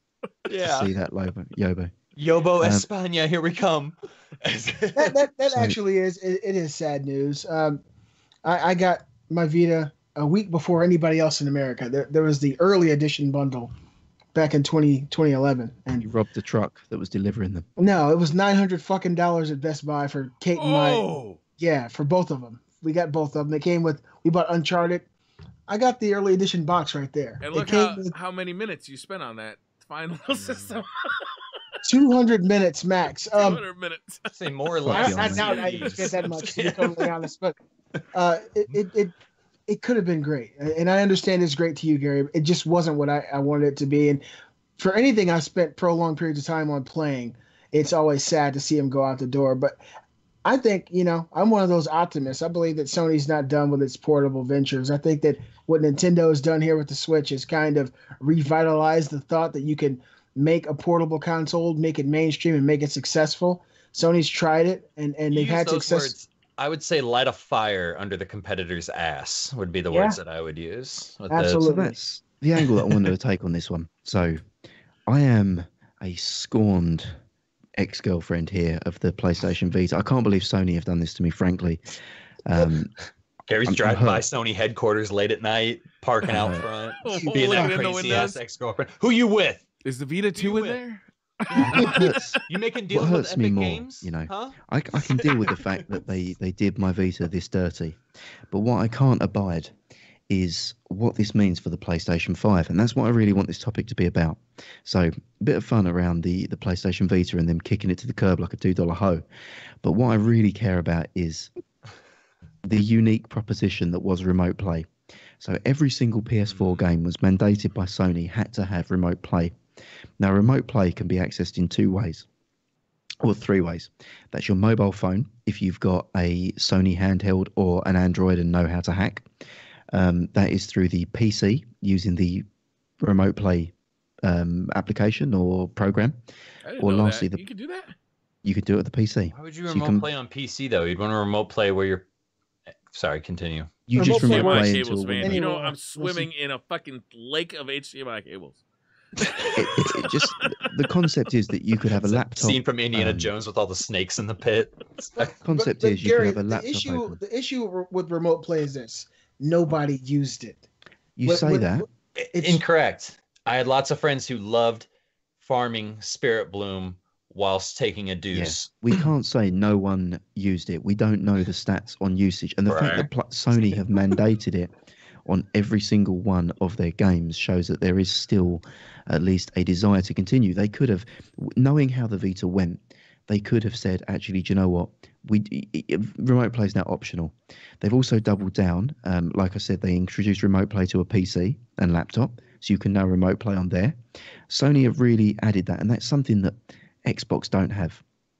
So the point here was that the Xbox One has smart glass. It doesn't have a second screen proposition. I can play on my TV. Most households are a single TV household. If I'm trying to play a video game and my significant other wants to watch sport or watch a TV show, I've got to then sacrifice my game time, or they've got to sacrifice their entertainment. I don't have a second screen option. PlayStation offered that both through Vita, your mobile phone, or the PC screen. The Nintendo Switch has shown that people want handheld console quality gaming. So the November 2017 financial briefing for Nintendo showed that more people use their Switch exclusively handheld than use it exclusively docked. Absolutely. If you look at the mix, 80% of people use it either exclusively handheld or a mixture of the two. Only 20% of people use their Switch exclusively. You're really Dirty. pissed off. I am. I'm really Chinese frustrated. knockoff. I bet you use your Switch more than 20% of the time. You know They're what like, I'm saying? Switch. So, Yeah. Remember that Switch. knockoff Wii? There was like a knockoff Conversation Wii point. called the like Me or something, or not Me. What was it? It was clever, more clever spelling with Wii, but that would be the knockoff Switch. Switch. Yeah, the the Switch. conversation point that I'd like us to head off and start the debate on is, what do we think this means for the PS5? So if they abandon remote play, they're giving up a hell of a lot of headway to the competitors. Does this mean we're going to see a Vita 2 to take on, Well, that's what I'm dedicated hoping remote right play there. role? I think Or, that's last probably point, the reality. Can I ask do you we guys a think question? Sony can cede the handheld space to Nintendo? So they're the three options, and happy for you guys to tell me where I'm wrong. I have a question and a confession. Go for it. I missed the PS Vita train. Have you been watching anime too? I missed the You PS said like Vita you train, really so I fucked don't. up, I've too. never owned a Vita, as Gary would say. Get out. And my question is it too late to get one? Like, is the height The of problem is Gary's gonna disagree with me on this. I know He he will. is. But the problem is there's just not a lot of software for it. Like the games, I feel like the games that are out there are super niche and are mostly playable on other platforms. Absolutely. Okay. I agree 100%. I mean, It if it's depends something what you games want to you play. collect colors, and if you like, more JRPG style games and maybe indies, then I would say, possibly look at it. But at this point in time, there's so many other options and better options, frankly, than the Vita. I don't know what the numbers are as far as people who use remote play, but Sony has always been a company that throws out user numbers. The fact that they've never thrown out those numbers should be a telling thing. I have four or five Vitas in this house, and I think I've used remote play once or twice. There's just so many. Would you rather use remote play or use your cell phone? I mean, to me, it all depends on what people are more comfortable with. And for It never me, really My worked cell well phone. for me. When I Me tried neither. to use it off of Wi-Fi, it never really Never worked well worked. for me. yeah, it was always like I played Destiny on it when Destiny first came out. And it was- and the fact that you didn't have two triggers up top on the Vita, like you had to use the Yeah. touchpad to simulate a Oh, trigger. yeah, that's really horrible. Yeah.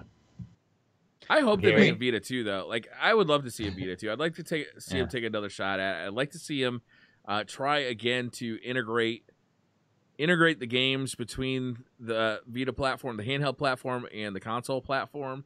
I think they've taken steps in that direction. I'd love to see him really, put the hammer down. If it, I don't know if it's a wise move. It's such a daunting. Like if you're looking at that from the outside, right? I thought Yeah. this when they were releasing the PS Vita. I said, "What the fuck are you doing? That's stupid." But it's because it's such a daunting industry to get into. Is Nintendo dominates there with the 3DS and now the Switch. Mm-hmm. Yeah. Somebody went to buy a And 3DS over the weekend. True. You're also in a market that's being completely taken over by cell phones. So mobile gaming is now the biggest gaming market in the world, right? So like you're gonna ask people to buy a device that's probably not as powerful or as as nice a device as the cell phone they already own, because you can't possibly have it subsidized like you do with phones, right? You're asking them to carry 2 devices now, one of which is going to be this gaming device, and it's not as capable as the phone in their pocket already. True. It's hard to justify that. The Switch has managed it. I think the Switch dominated that. Yeah, that's Switch has absolutely. a couple of things to over that though. Is that they have like the home, the home connectivity. Also, they have Nintendo first party software. Yeah, and Sony has good first party software, and they have, but they don't have Mario. You know what I mean? And another thing the Switch has, Briar, is they have actual console quality games on the go. I mean, it's very hard. I don't feel like the Vita ever hit that goal, right? It didn't. They tried so hard. Uncharted, Golden Abyss, yeah, I think that was console quality. I don't think so. I disagree. We can love agree Uncharted. I loved Uncharted. I love the series. That game I could not play through. Like I found the controls to be just too frustrating. This is not really a topic so much. It's not really a topic so much in defense of Vita as it is a topic in defense of remote play and them losing a capability which I think differentiates them from the competition. And they could do it better. It'd be awesome. We could argue about usage stats, but ultimately it's still a feature that you're losing, and it's a feature that has been expanded upon, and it must be. I mean, yes, you'd still have it on mobile, and yes, you'd still have it on PC, but you're losing a peripheral with buttons and a way to play games. But if they just enabled it via an app on Android and iPhone, which they do at the moment. I don't like my iPhone though. I don't like my phone. I use it for social media and phone calls and messages. YouTube. So I can play my PlayStation on iPhone? Yes. I'd rather not. I'd rather go play Fortnite mobile or PUBG mobile against. I mean, to be bots. totally honest, that's what all the cool kids are doing right now. Anyway, do you guys think that Fortnite, mobile gaming is successful because people like it, or because people are on the go more than they are just convenience? That's what I'm saying. I think it's more of a convenience thing. If you made a proper portable gaming system, like honestly, I'd like to see Razer make something other than like a phone that can do games. I'd like to see them make like a portable console, like a PS, like a Vita, so to speak. But like if they made a Vita 2, one huge benefit of that would be the competition from Nintendo, because when there's competitions between 2 companies and Nintendo's going unchecked right now, we win. All right, I know we're bastardizing your topic, Gary, and you're mad that we don't want to talk about remote play. But I do want to. It's fine. You've taken the Vita from me this week. You can take remote play from me today. I've lost my pink DS. It's been a week of loss, okay? I'm willing to deal with it. The topic continues. But what would they have to do to sell you on another Sony console? Like, what do they have to do? What does Sony have to do? So imagine, I don't think they're going to do this, but imagine that this E3, they say, okay, we got the follow-up to the Vita. It's coming out this November. And here are its features. What does it do that makes you go, I think I'm going to buy that? For me, if you were specifically asking for my features there, I think it needs to be backward and forward compatible. So it needs to remote play PS4 games, remote play PS5 games, because I want it to be a second screen. This, for me, doesn't just need to be an isolated platform. It needs to be something that's going to synchronize with my home entertainment system. It needs to have a real feeling controller. So what the Switch does well is that it's the same controller that I use for docked mode as I use in portable. So they need to expand the control set there. And for me, the games don't even necessarily need to be groundbreaking, but they do need to be desirable games. So don't give me knockoff Uncharted. Don't give me knockoff Killzone. Knock off Call of Duty. Like, I don't want to see that. I want to see games that work on a handheld. So what I think Nintendo did really well was things like, now moving Captain Toad Treasure Tracker over, and things like Mario Kart, or Mario Kart as you call it, games that work well on that portable device. I think would be really cool. Or do the Switch route and give me a lot of PS4 ports. So just give me PS4 ports with, if this comes out in sync with the PS5. Give me a load of games that I used to play on the PS4, but now I've got a portable version of it. 100% portable. Bloodborne on the go. Oh shit! I would do that. I would play Bloodborne on the go. The Done. game I played most on my Vita was Guacamelee. It's a great game. Yeah. What But game with have you real logged the most hours in on sticks, your Vita, Gary? R2, L2. Yeah, real sticks and real D-pad and real buttons. What have I logged the most hours on? Probably God Eater 2 or Freedom Wars. But that's just my taste. What about like if they could put Fortnite, like the console version of Fortnite, on a handheld? Yeah, and I want that on Switch. I heard there's rumors it's coming to Switch. I think that would be freaking awesome. I think that would be amazing. If you could get things like Fortnite working well on something other than a cell phone, I'd be interested. You know what I mean? I hate my cell phone. I've never liked cell phones. But it works well on cell phones. I mean, does it though? Like, because it runs well. It runs well, but does it control? Like, do I feel that I'm constantly in control of my touch controls are always going to be subpar to. That's what I'm saying. Like, because when you but the Switch doesn't have that issue, so if it can scale well to a cell phone, it'll have no issue scaling to the Tegra 1X. All right, so imagine this: imagine a product. Sony unveils it at E3, or maybe they unveil it somewhere else. That is essentially a cell phone, but it's got a dock that has the two joysticks, the four, the four triggers, the four buttons, and the D-pad. So, most days you're just gonna carry around your Sony phone, and maybe it looks something like the Razer phone, where it's got a 120 hertz display. It's got a high power chip in it. But when for the hardcore gamers or the people who want to play a little bit of Fortnite while they're at the DMV, you plug it into this dock that you don't have to carry around all the time, but when you do carry it around, like, it's there for you. I could see something like that. I don't know if it'd be successful. I don't know if it'd be a huge thing. I feel like you're halfway there in terms of what I think would be successful. I think making a unique item doesn't work. I think having something that docks to a phone works. Yeah. I think if Sony made the new Remote Play or the new Vita 2 is just the fact that they're doubling down on mobile technology. Yeah. So they're going to release let's say a container that sits on your iPhone, so that the PlayStation app will now have dedicated games you can purchase that will work through the PlayStation app on your phone, and you could plug in a DualShock 4 that's effectively just, or DualShock 5 that's split, it just clips in, what's the thing, like accordion style, just stretches out to whichever phone you put in it, clamps in, feels nice and tight, and feels like a PlayStation on an iPhone, on an Android, Samsung, whatever. The hard thing about that, right, is that they can't control your hardware experience, so you'd have to have like a minimum spec for, like, if you're buying an Android, it has to be like this Snapdragon processor or newer. If you got an iPhone, it's got to be an iPhone 6 or newer. But yeah, I could see them doing something like that. And the PlayStation Vita 2 is not a hardware device; it's a controller that snaps onto your existing cell phone and an app store. Software as a service, I guess that's what it is. To me, that's a disaster.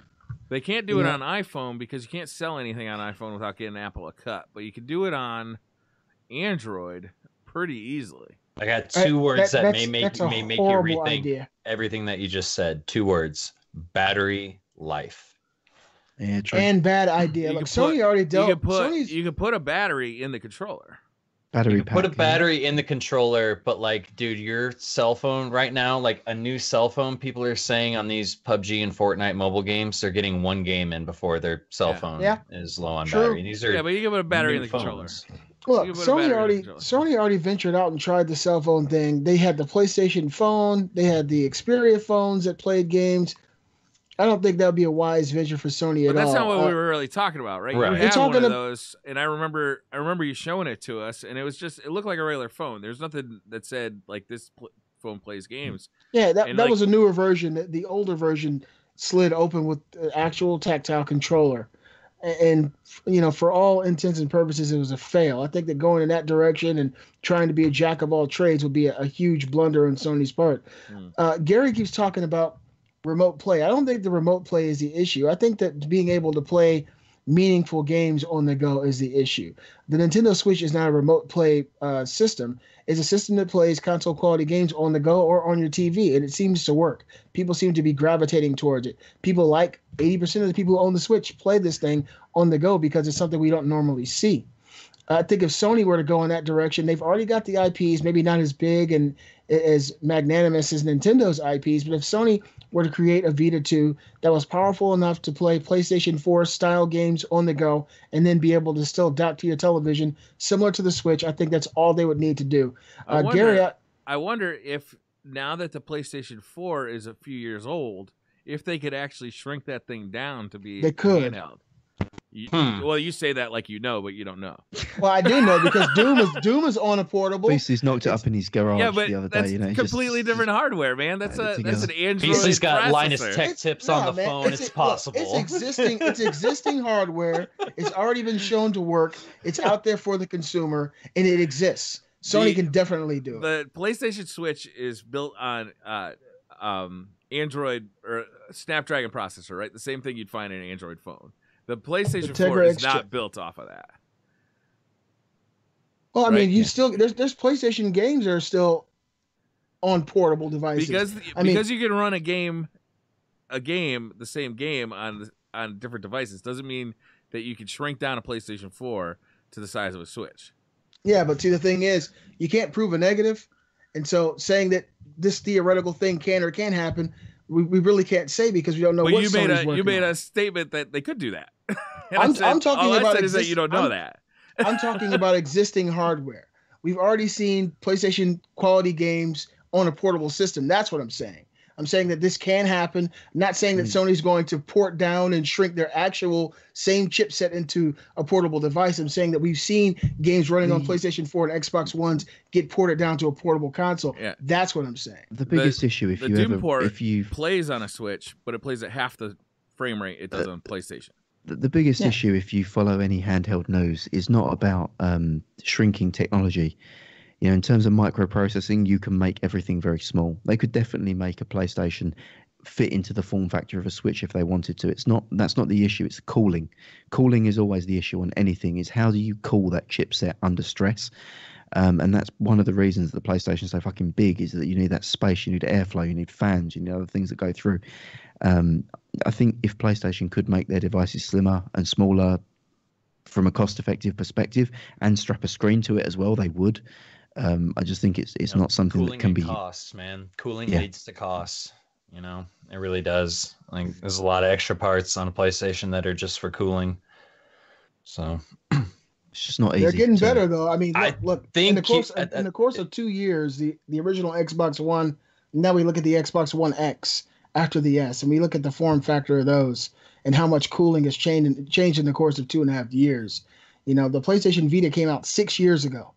7 years ago. I'm sorry. Do you guys think that, like, honestly, like, do you guys think that they're going to make another portable Sony? I do. I think they have to. I think somebody's got to compete with Nintendo, man. That market can't go unchecked. Well, Apple, I would argue Apple and Google are competing with Nintendo now. Yeah. I would say in their own way they are, but Nintendo has its own niche. I would say indirectly. Like, yes, it's a gaming, and it's yes, passive. They're going up against, but they're not. I literally don't think mobile companies are saying, how can we steal money from big video game company like Big Tobacco? You know what I mean? Like, or no, they don't have to.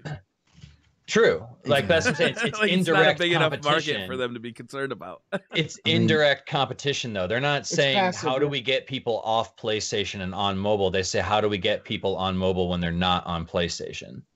You know what I mean? Like, I don't know, because I watched like a Apple press conference and they got like video games up on that stage and they're showing the gaming prowess, and they're unveiling, like, you know, new versions of the Metal SDK and how much better it's going to make games, and they're showing like these AR games where you're playing like this real-time strategy game on the table in front of you using AR.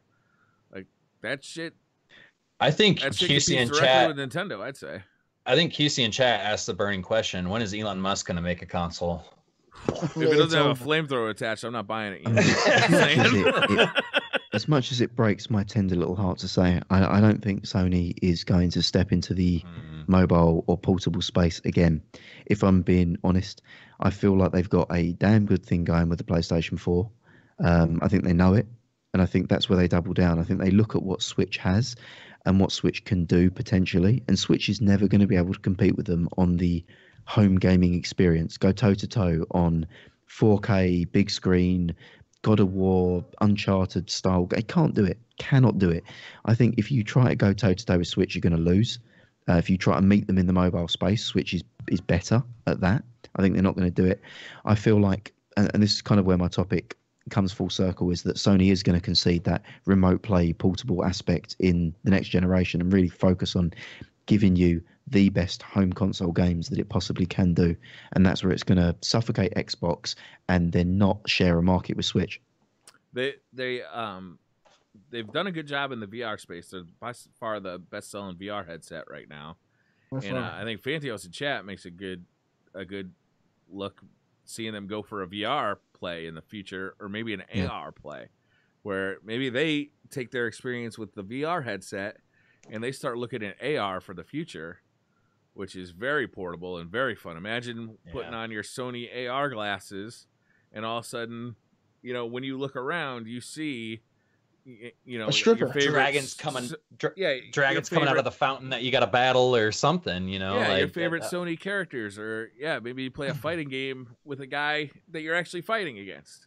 There was a cell phone game kind of like Pokemon Go that I forget what it was called, but basically you would be traveling, you'd be in the middle of the mall and you'd pop your camera out and you'd be looking around and everything looked normal, and all of a sudden you turn around and there would be a dragon there, and you'd walk up to it and you'd start battling it, and pretty soon you'd look over and there'd be 4 or 5 other people on their phone like, yo, y'all get this motherfucker, you know what I'm saying? Like, that type of shit's really cool, man. That's very cool. Yeah, so I could see it maybe going in that direction, sort of thing. I'm down with AR. What should we do for our next topic? Well, we have the NVIDIA GeForce Partner Program, but I feel like we need quite a bit of more than 15 minutes to probably explain that. Man, I want to poop all over that thing too. Like, I really want to take a hot dump on that. We still have 3 other topics. You got away with words, man. You got away with words. We do have 3 other topics other than that, though, too. Jesus Christ. What have we been doing all show? So maybe we should skip. An hour intro, Briar. Maybe we should It's skip. just been a blur to me. Since I lost that pink DS, the rest of the time this weekend is just blurred. I'm just happy there even is a show. Sons of bitches. So we could talk about the NVIDIA program another time. The other 3 topics we could probably skate through close to the 15-20 minute mark. All right. So Dream Tech is next, Beastly. If you could have any technology that may or may not be in existence, what would you choose and how would you use it? Dream technology. Technology. I've had some thoughts. And when I first read this, my mind went back to, I had a wonderful idea as a kid. It's already been stolen, as I'm sure I told it to somebody, and they're making millions now. But this isn't really this isn't my answer. This was just what came to mind at first, and I had to refine it because you said technology. I always said colored tabled salt, so you can see how much you're putting on certain fucking foods, like mashed potatoes, white salt, and white. I feel like that would be a great invention, but somebody's already done it. But if we're talking technology, that's fucking brilliant, man. It's done. It's been done. I had this idea in like 2nd, 3rd grade, and I got online and looked at it a minute ago, and I'm fucking pissed. Like, I'm not happy.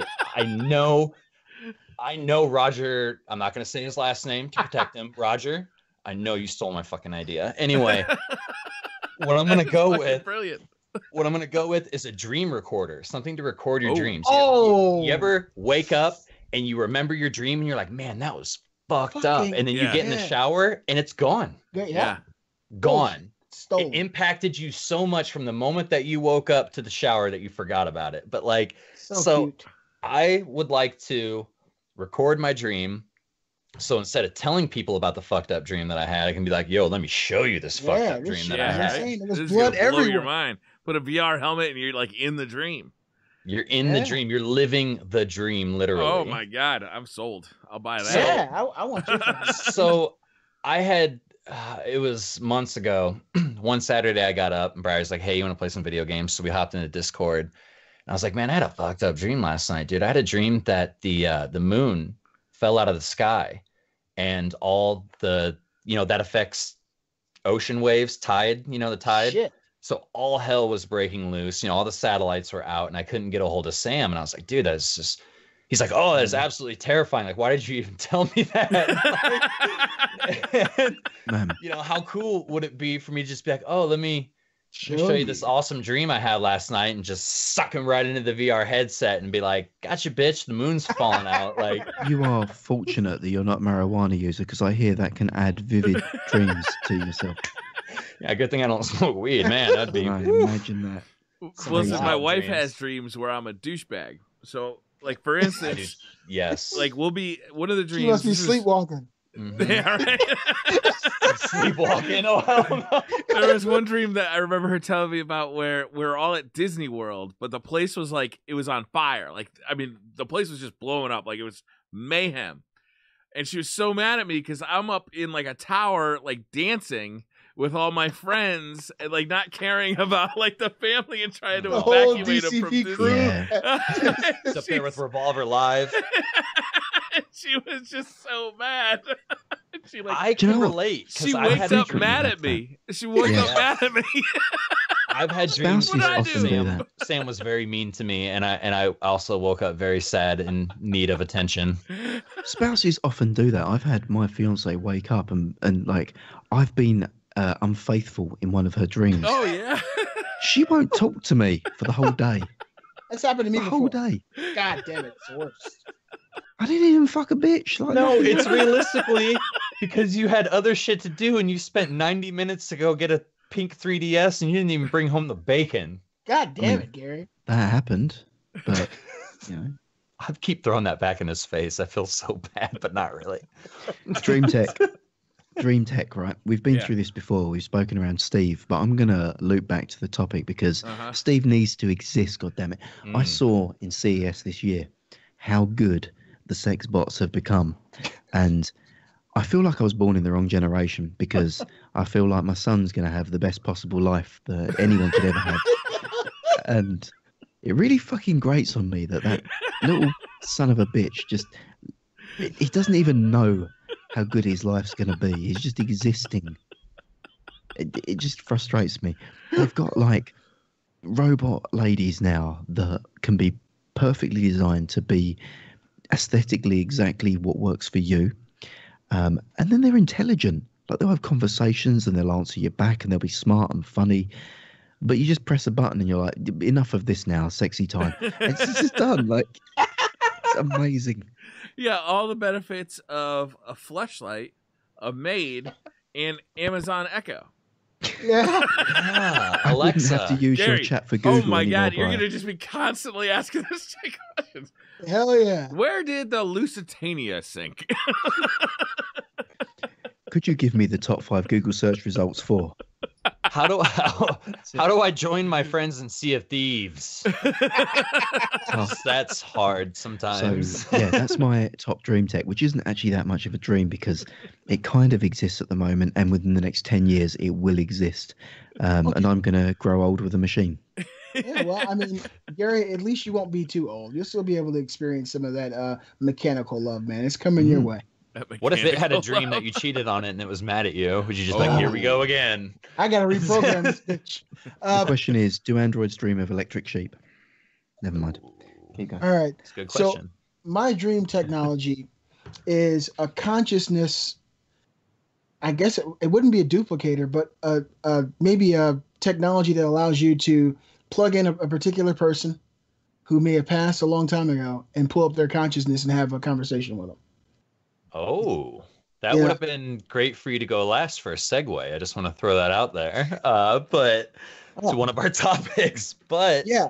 To me, I That's think pretty it would cool. be awesome. You know, if you got friends or family who passed away, or if you want to go maybe to a museum or a place where people existed and passed away in crazy ways, and you got this little machine and you can just type up a year, type up the person's name or whatever history remembers them as, and their consciousness will pop up and you can actually have a I've conversation with them. And Got ask great them. news for you here, Beastly, and that is that I went to a carnival a couple of years back, and there's actually a woman who'll do that for like $5 in a little tent, and you can ask her, but you don't need a machine. I know You what can you say to asked her, her, Gary. You had yeah, to pay my $15 more, didn't you? great great granddaddy Philip. I'd really like to speak to him, and she'll have a full on conversation with him. She'll be like, "Philip's doing great. He's up there. He's with Aunt Agnes. he They're says he doing forgives great you. too. He's not They mad. They love you. They're happy that you're finally happy yourself and that you're moving on with your life. They don't want you to be sad for them." $5. that's it? I had your dreams. So I think you owe Gary $5. I think we do. I'm PayPaling you right now.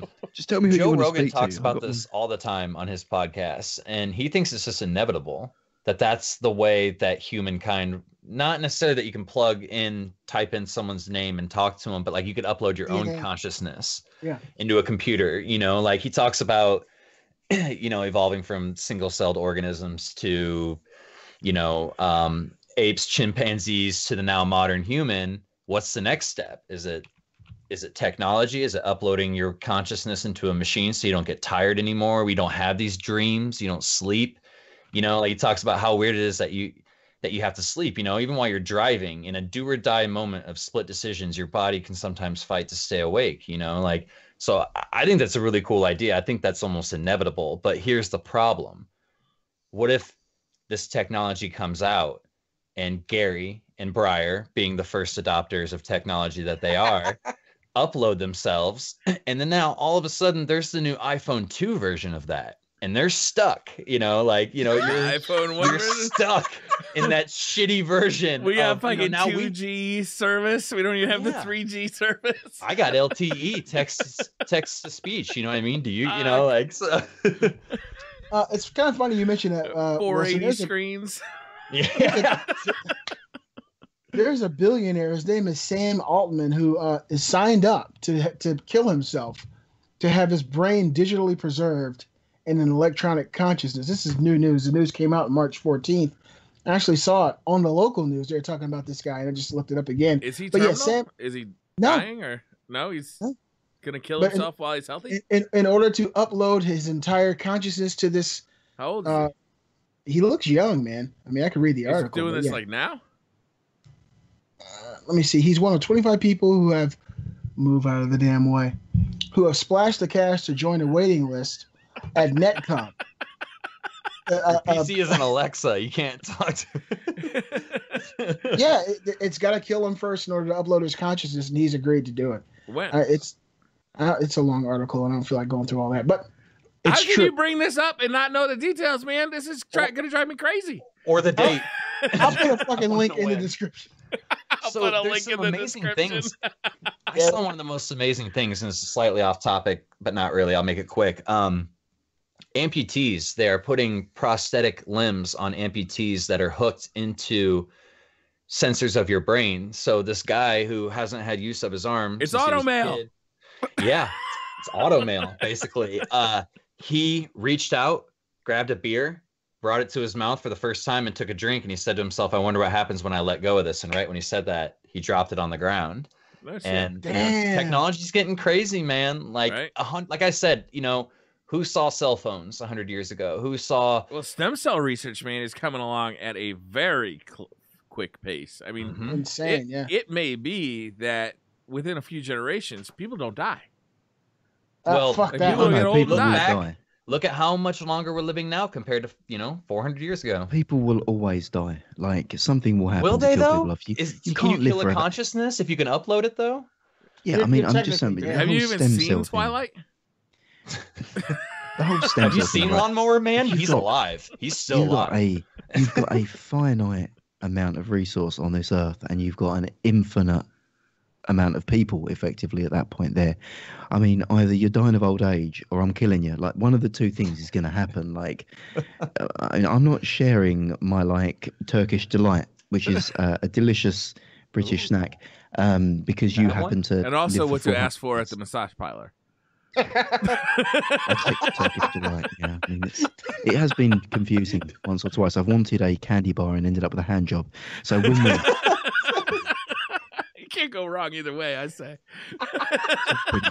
Either one melts in your mouth and not in your hands. In case someone wondered where I disappeared off to for a couple of minutes, I've drunk 2 pints of beer and I'm in my 30s, and that is just, you know, there's no way you're lasting 2 hours at that point there. No. Last topic, should we do it? Oh, I didn't do mine yet. It'll be quick because we've already actually talked about it. But I still want this game to be developed. It's a first-person shooter that ties into Google Maps, your neighborhood, or anywhere you want. And I want it to be AR glasses, so now I can run around my neighborhood, shooting my friends. Brian, Yeah, in there's a today's lot of society, debate. you'll be shot before you get to the corner. He wants I was gonna GTA say- VR. I'm fine. It's a nice neighborhood. It's a nice neighborhood. It's a really good plastic, orange plastic guns. It'll be fine. There's a lot of people defending your rights to do that in America right now. You don't need a VR headset, so it's all good. Shall we Run around, move on start to doing our it. final topic, which is whose topic is that? Willie? I think it's yours, isn't it? Oh, okay, yeah. So we've got, if you could hang out with anyone for one weekend, who would it be, and what would you do? And we kind of expanded on this topic a little bit. Gary, how did we decide to? I had it written down and it's gone. How did we decide we to did- expand on that? We did expand to say one person from history and one person in current time, but the fact that we have already gone over time by 1 minute, I'm going to reel that shit back in. You've got one person. One person One person only. from history. Okay, All I'll go current. first. What are the Just- limitations? I get to hang out with them for how long? See, For I as had a long as question. you want. As I long had as a I question want. before you, Yeah. Wilson, because you said a weekend here, and also, is the person compliant?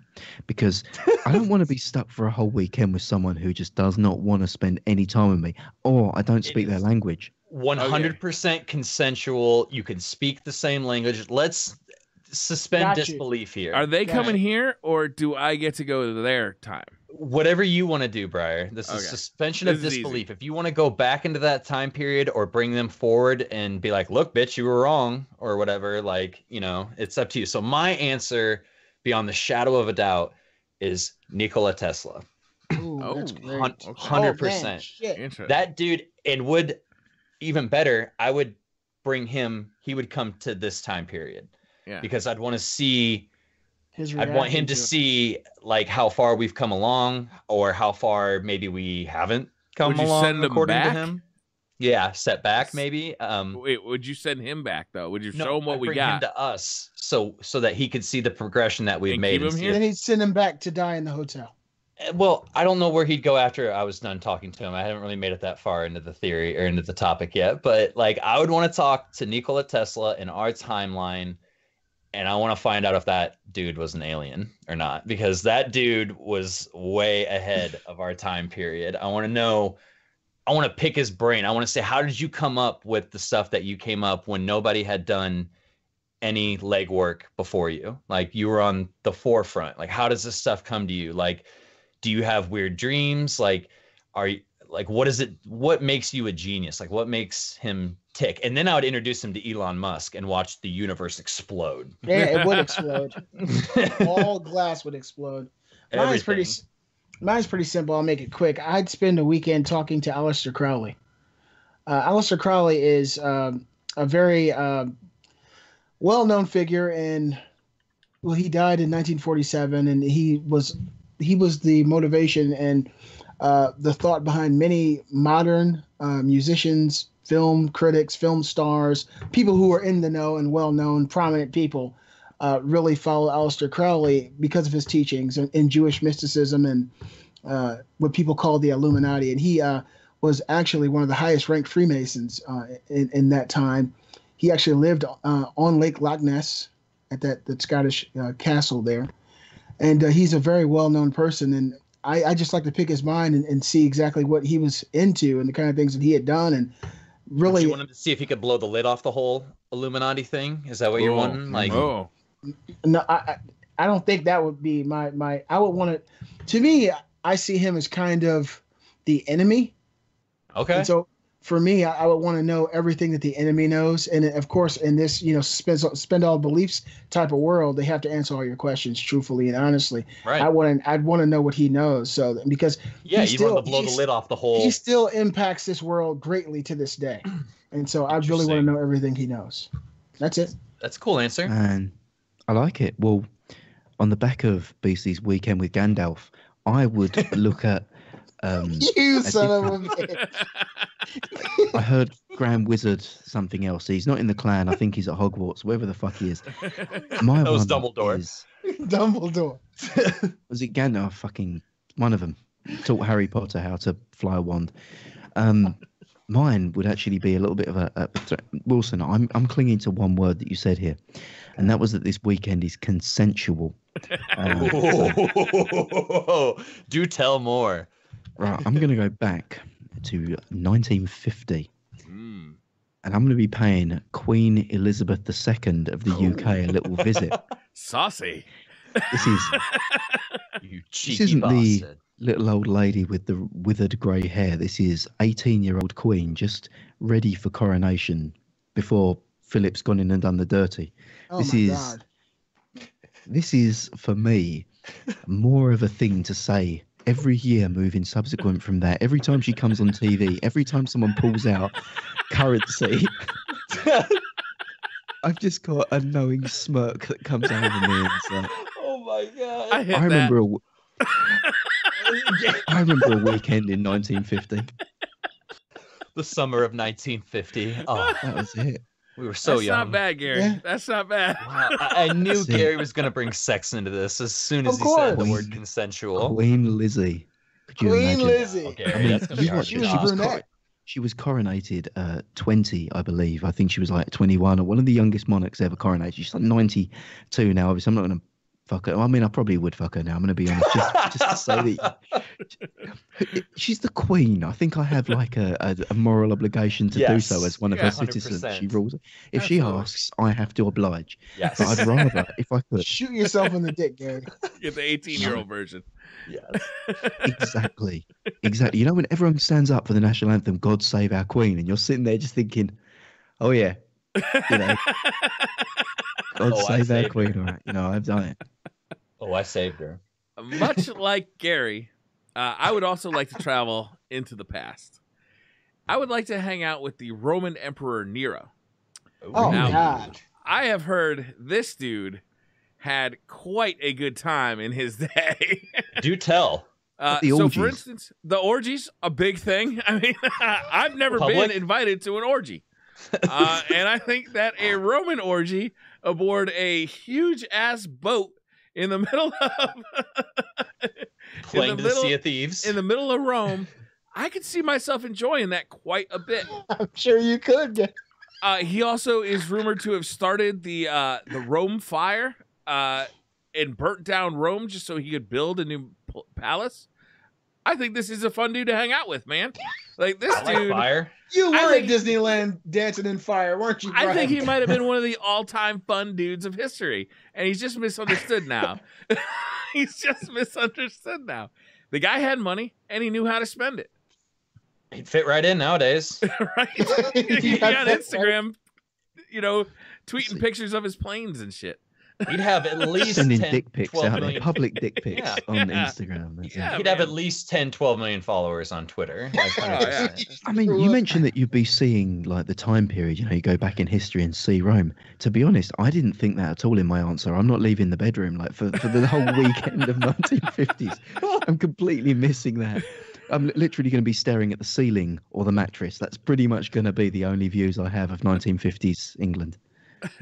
What a great story to tell when you get What a back. smut pirate! I swear. dude. I just want to check it out, man. I've always wanted to go to Italy anyway. All the great things Why that not we go could do. Roman orgy? All the Yeah, you might not know- with Nero. all the things you two could do. We might not know who made the Sphinx or the Great Pyramids. All the Yeah. things you could go back and do hypothetically, and you guys Yeah. got to smut it up. So, Yeah, so far, can we pirates. just recap? Can we recap our answers? We've got Nikola Tesla. We've Uh-huh. got Ganondorf Aleister Crowley. V. So we basically have Alistair two Crowley. wizards. What? The queen. Basically, two wizards. The queen Boning the Queen. and the Roman emperor. The And best boning Roman emperor. all the women in this an fucking orgy. orgy. And then, in Bill and Ted fashion, we're gonna bring them all together. Like, we're gonna see- when we Oh, go put on man. the show, I can't wait till obviously, Nero gets hold of the queen. We're gonna grow beards. We're gonna perform God Gave Rock and Roll to you, and we're gonna fix the world. Perfect. That's it. Perfect. Does anyone have the Grim Reaper's number? Because I think this is essential to finishing this story. Oh my god, this is so fucking stupid. the And answer. that is why Sea of Thieves got a 68 on Metacritic. Yep. You Oh, can take man. that to the bank. You could bet that Kotaku is going to be quoting this podcast about that Metacritic and why. Oh my god. Hey, Where at do we least go this from there, one can guys? Go up on YouTube. Like, that's a positive. Ooh, Yeah.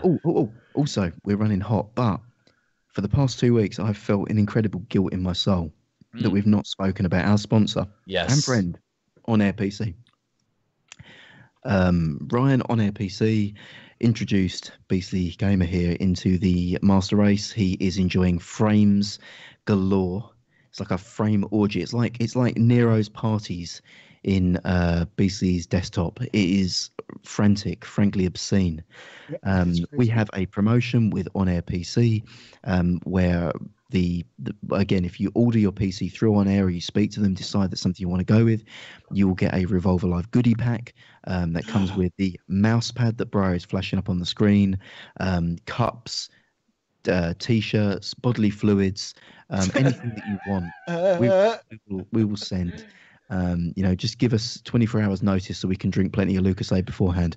But yeah, that's pretty much it. On Air PC, there's a command going up in chat. There's also all their details on the podcast comments, but we should have spoken around them earlier. Ryan, if you're listening, I do apologize that this came on the back of fucking the Queen. I didn't want to position your fine establishment in such a treasonous segment, but well, we can upload this to YouTube, but it can't be played in England now. Thanks, Gary. Got that right. Gary done fucked it up. Oh, God save the Queen. God save the Queen.